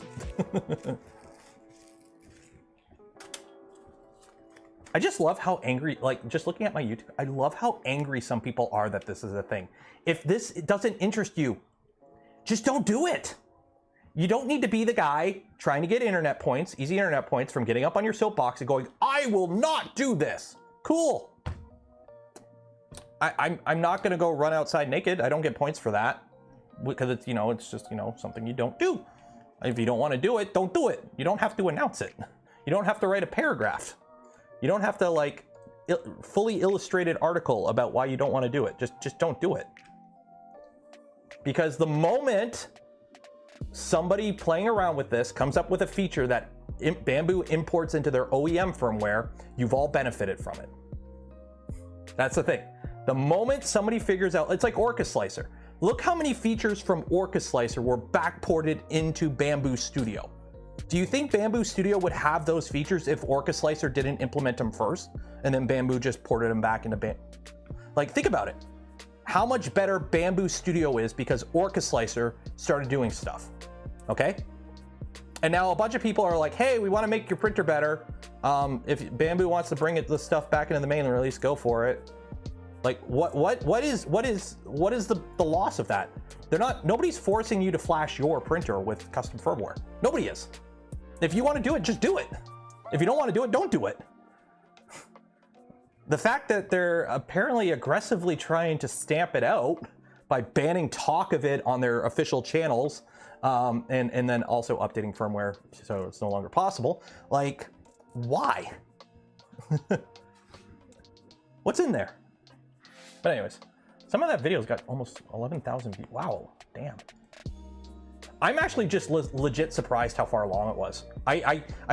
Let's be honest, I kind of knew this was coming, but I didn't realize how far along it was. When it was like, hey, you want to install it? I'm like, we're at that point. It's like, yeah. It's like, okay.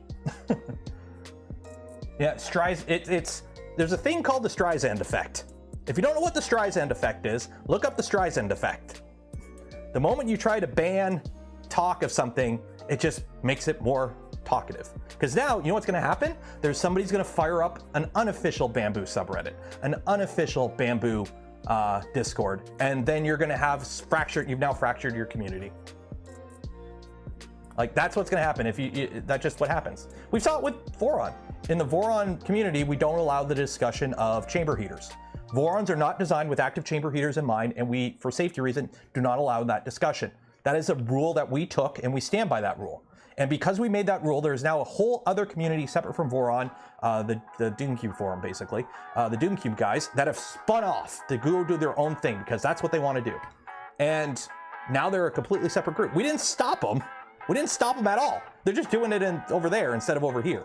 Like, you don't stop people from doing that kind of thing. So.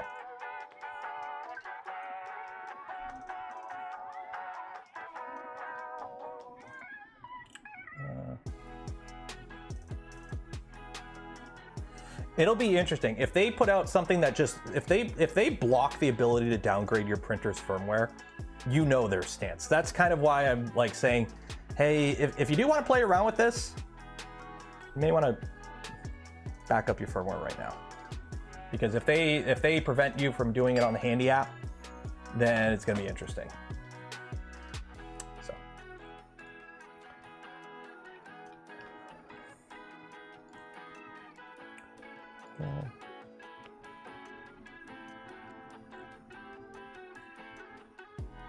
Oh, my phone's going off like crazy.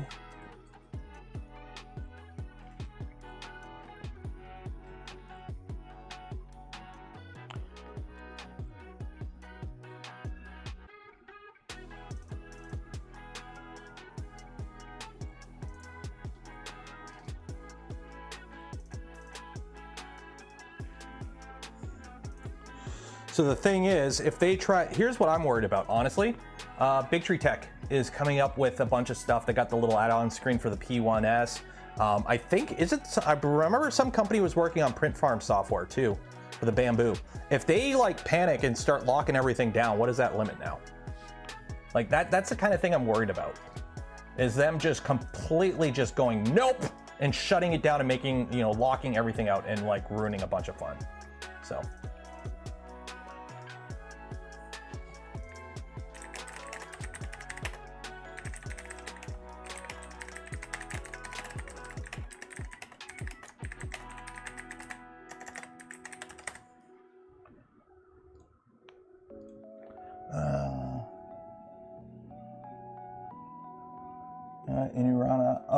What's wrong with chamber heaters? So chamber heaters, the thing is, a Voron is not designed with a hot chamber. It's designed with a warm chamber in mind. In case with Toasty, I talk about Toasty all the time, which is my insulated higher temperature Voron, but it's not a high temp machine. So it's insulated. I've got convection fans in there, running high temp belts, high temp motors, high temp hot end, and a bunch of like glass filled high temperature parts. But the actual machine itself doesn't have an additional heater because these printers, a lot of the components are designed with 3D parts in mind, 3D printed parts in mind. The machine is just not really designed to be sitting at a chamber temperature that you would get with a heated chamber, with having an additional heater in the chamber. So for safety reasons, we just don't allow discussion of it on the Voron Discord, because we have seen things that you wouldn't believe that some people have done. So for safety reasons, we're like, yeah, we just ain't gonna bother with that. That's just gonna not be a thing. Yeah, like there's a reason. Just look up commercial machines that print PEC and Ultim and all that stuff. See how they're built, and then compare that to a Voron. Vorons are really good for everything up to those engineering grade materials. Again, I've also printed PEC on Toasty Boy. But PEC is literally Fisher Price, my first high grade engineering plastic. Like, where's my PEC benchy? Somewhere around here. Yeah. This is a PEC benchy. This benchy costs like $5. And now it's on the floor. It's not economical.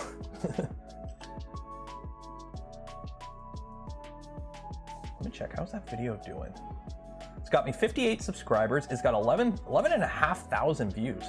Wow. Okay, so I don't think this leaks any private info. Yeah, okay. So just to put it in perspective, this is how this video, that again, I spent 1 hour putting it together last night, like very last minute. This is how it's comparing to like every other video I normally do. So this is the band that my videos normally follow. And here's this one. I'll take it. I'll take it. That video was so scuffed. I'm sorry. That video was so scuffed. I wish I had time to, like, it was literally, hey, can you put a video out quick about it? And I'm like, it's midnight on Christmas Day. I've been up since Oh Dark Stupid. I ate a bunch of food. I may have consumed some things. Oh, okay, I guess I'll make a video.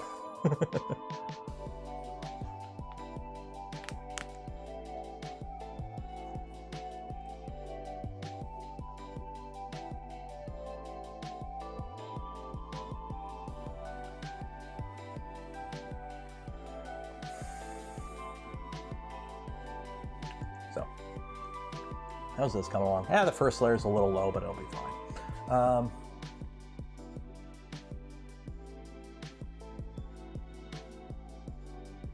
You're the first I saw, and it looks it was a rush job. That video was a rush job. It's basically getting the word out that, hey, this is a thing. It's going to be coming out soon, but considering current revisions of the official firmware prevent the installation of it, people are getting these machines for Christmas, and they just recently pushed an update out that just happened to come out a few days after Grant's little talk there. They're obviously, they don't like it. So hopefully they change their mind. It'd be great if the teams work together. Again, this is just a group of people that wants to make the printer better. That's all they want to do, is they just want to add stuff to the printer. Like it's not like they're in there trying to like crash Bambu as a company. They're believe me, they're not like that. They're the opposite. They want the cool printer to do just cooler things. Like, yeah, I'm gonna have to run a mesh. The one side of the bed's low. Oh well. Open source the XL. What XL? Bambu doesn't have an XL.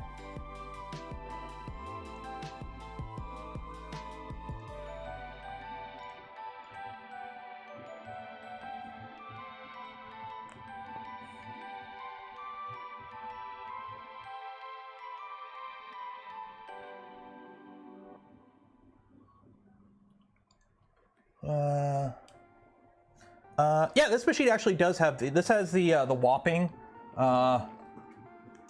the titanium backers. So this machine actually has the titanium backers, which, considering it's a 350, you kind of want the backers on a 350. I have 3 X1Cs running V1.7. No low ball offers. I know what I got. The XL, it does follow the open source rules, like the firmware and whatnot. Like the hardware, I fully understand. Here's the thing.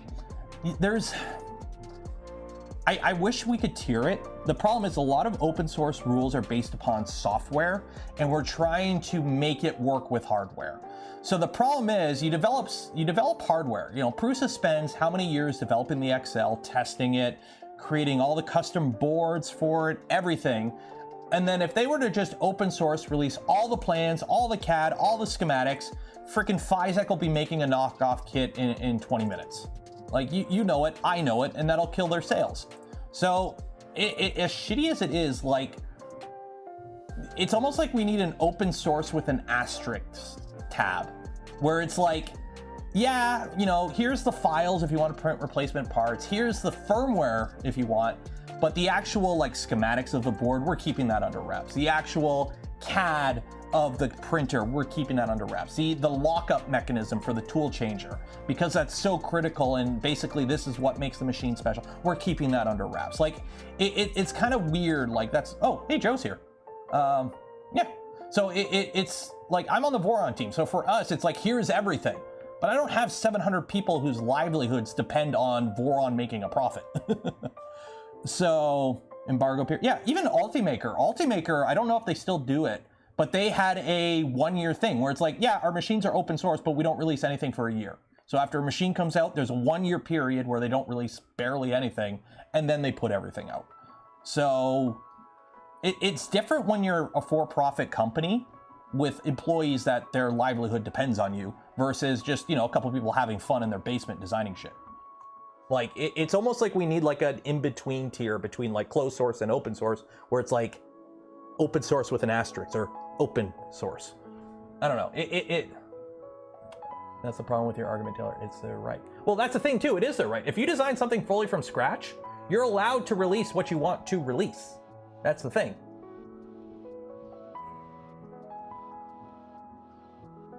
Ask Joe about. Oh yeah, Joe, if you're still here, if you're not busy, if you are digging around the warehouse anytime soon, if you happen to find any of the old Prusa kits, like Mark 1, Mark 2, like threaded rods and all, let me know.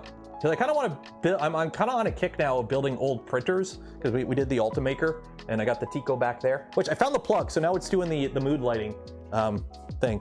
But I'm kind of on a kick right now with old printers, and I kind of want to get my hands on a bunch of old printers and build them this year. I've already in talks to get an ANET AA kit, an unopened or an unbuilt ANET AA kit. So that's kind of what I want to do. So if you happen to find any in the warehouse next to some Haribos, let me know. The Darwin. If kits for the Darwin become a thing, I'm totally down for building one. It was all nice and dandy. This is from Joe Prusa. It was all nice and dandy when people or companies made it better before starting to sell it, but now it just, yeah, they just do one-to-one. Like there would be a difference if somebody came out with, hey, this is our version of the Mark IV, but we've replaced this, it's an enclosed frame, or like they did something, but it's just copy paste, which a bunch of companies seem to be doing that right now. But yeah, they don't add, they just take. That's the problem. ANET 8 with Clipper. Yeah, we're gonna put Clipper on it. And no joke, I'm gonna set it on fire. We're gonna see how dangerous they really are. So we're gonna try a bunch of things to see if we can get it to catch fire. I'm gonna get some like concrete stones. I'll have a fire extinguisher. We're gonna try and get the ANET A8 to try and catch fire, just to see how scuff it is. So what I'm gonna do, I'm gonna shove all the wiring that comes with the printer in a 3D printed drag chain. So you know that ain't gonna be good. I'm gonna do some like whatever generic aftermarket mods. We're gonna have some fun with it. If it works out and I do end up getting the kit. Have you tried the Printn tungsten? I have not. One, I don't have any. It's really expensive, and two, I don't really need it. So unless like a sample of it shows up, I'm not really gonna go out of my way to get it. My ANET 8. Yeah, because it had plexiglass frame, right? Is that why it shattered? Or it's like acrylic frame, isn't it?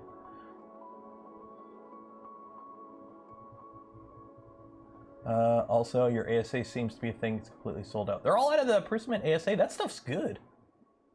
Mark IV electronic schematics are coming out in a week or so. No manufacturing Goebbels for now. Oh, there you go. Yeah, so there you go. So the Mark IV, that's the thing. Like, I'm okay with tiered releases. Like, it makes sense, especially, you know, most companies don't even try to open source. So trying to do something is better than nothing.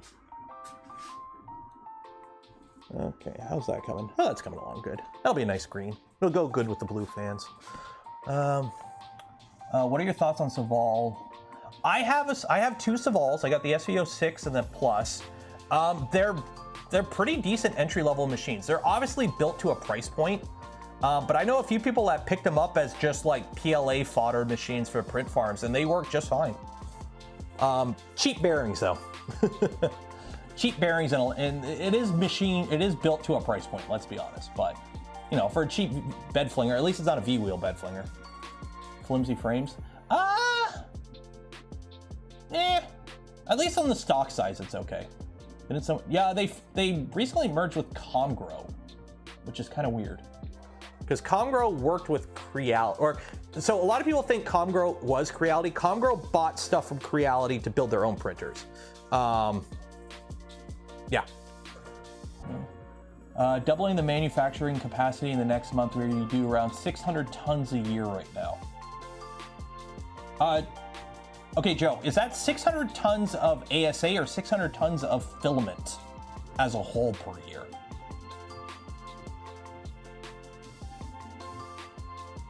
And a ton, is that's metric, so that'd be 1,000 kilograms, right?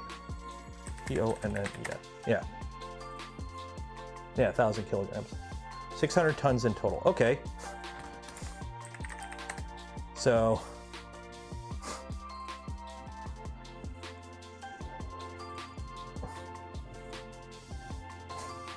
that's what? So that's 600,000 spools of filament you guys sold last year? You sold over 500,000 spools of filament last year? Holy shit. So, okay, so 600,000 spools at $30 each. Obviously, it's not all profit. Okay. Well, wait a minute. I thought Prusa was hemorrhaging money and dying. I thought the company was dead. because there's one more company that sells printers too. There's a reason you diversify your investment or your profit streams. Russian here. This is not Russian. I'm wearing the LTT store tracksuit. I'm not rushing. I am wearing my Adidas though.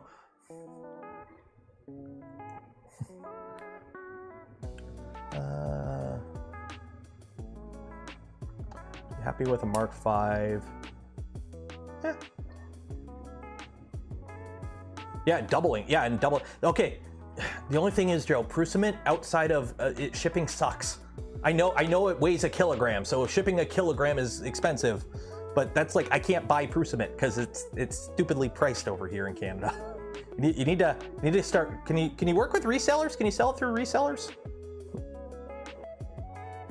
Yeah, it's only one stripe, so it's not Adidas. Polymer is over 100 people now. Do people realize that we're making in-house formulated mixed poly photo? Yeah, you guys are making your own resin. I think you're one of the only company that actually does make their own resin instead of just buying bulk resin and extruding into filament. Printed Solid. Yep. Does Printed Solid now carry it? Printed Solid doesn't do any better for me because it's still from the States. Need to put a factory in the States. Well, they have Printed Solid, but that Printed Solid's not a factory. Like they have their Jesse filament line, which is 2 machines. I can send you some. I know. Sanity, you hooked me up. I've got the Galaxy Super Galaxy down there. Oh, okay. So you're making your own resin for the SLA machines, but for the filament line, are you still buying bulk like resin and then just extruding it with your colors and whatnot? Okay, that makes a bit sense because having the facility to actually generate your own resin pellets for filament is quite a lot. That's why I'm like, I don't think a lot of companies do that. I don't think that doesn't scale, I don't think, to that thing, even at 600,000 spools a year. Printed Solid is adding a third. David's gonna have to get more room. David's running out of room in that place, at least last I was there. The Alchemy line is coming, yes. So, while silk filaments are really nice, don't actually print anything structural in them. They don't have the greatest layer adhesion. I am running the stream way too late. I gotta do a giveaway. Here. What's printing? We're printing a, I'm gonna say a PC case. It's something for an upcoming video that I was having working, and then it stopped, the print failed. So I have to print it again. So I'm like, hey, we just fixed this printer. Let's use it. Okay, so if you haven't entered for your chance to win some filament from Polymaker, link in the description. But it's closed. So you'll have another chance on Friday. So let me just generate this list here, copy all the names. Okay, a bunch of you know what Boxing Day is, that's good. Somebody just put Tuesday. Okay, that counts. Copy. Okay, let's do this giveaway. Tons of Prusament. Every time I've used, this machine is all Prusament, right? So for those that don't know, this machine here is all Prusament ASA. It's natural ASA and orange ASA, and it printed beautifully. Like all these parts are great. I think I printed them on the V2. Yeah, these are on the V2. Actually, I don't know what machine I printed these on. But yeah, they just printed beautifully. Like it's good filament. It just, I don't get it often because it's pricey here in Canada. Okay, why are you over here? You go over there. There we go. Okay, I need a number between, I don't know, 10 and 14. Give me a number between 10 and 14.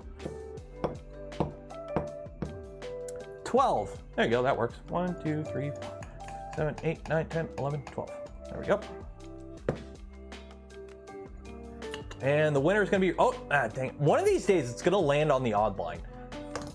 One of these days it's going to land there. Glinsey? Okay. Congratulations. You won yourself a spool of filament from Polymaker. You'll get an email from me after the stream ends with information on how to collect your filament. And you got the question right, so good job. Yay! I'm just going to start having fun with those skill testing questions. So yeah. and add percent. We hope we will scale enough to stock resellers around the world. We hear that shipping is expensive. Pro tip for now. For USA, buy 2 spools at a time. We have special pricing. Okay, there you go. If you're in the US, you want some percent. It's buy 2 spools, you get special pricing. There you go. The white is still not good to print for. I printed natural. This is natural ASA. You can't, okay, the issue is, I think it's titanium dioxide or titanium oxide. The colorant you add to the resin to get the white color in ABS kind of ruins layer adhesion a bit, and it makes it a little bit more prone to cracking. So while you can do it, I've done it. I'm gonna be actually building a printer in the next little while that is white, with white filament. Just be aware you might have some issues. Just be aware if stuff starts cracking on you. Just it is. That's why natural is nice. The only thing with natural, it's more of a bone color versus like bright white. But yeah, okay.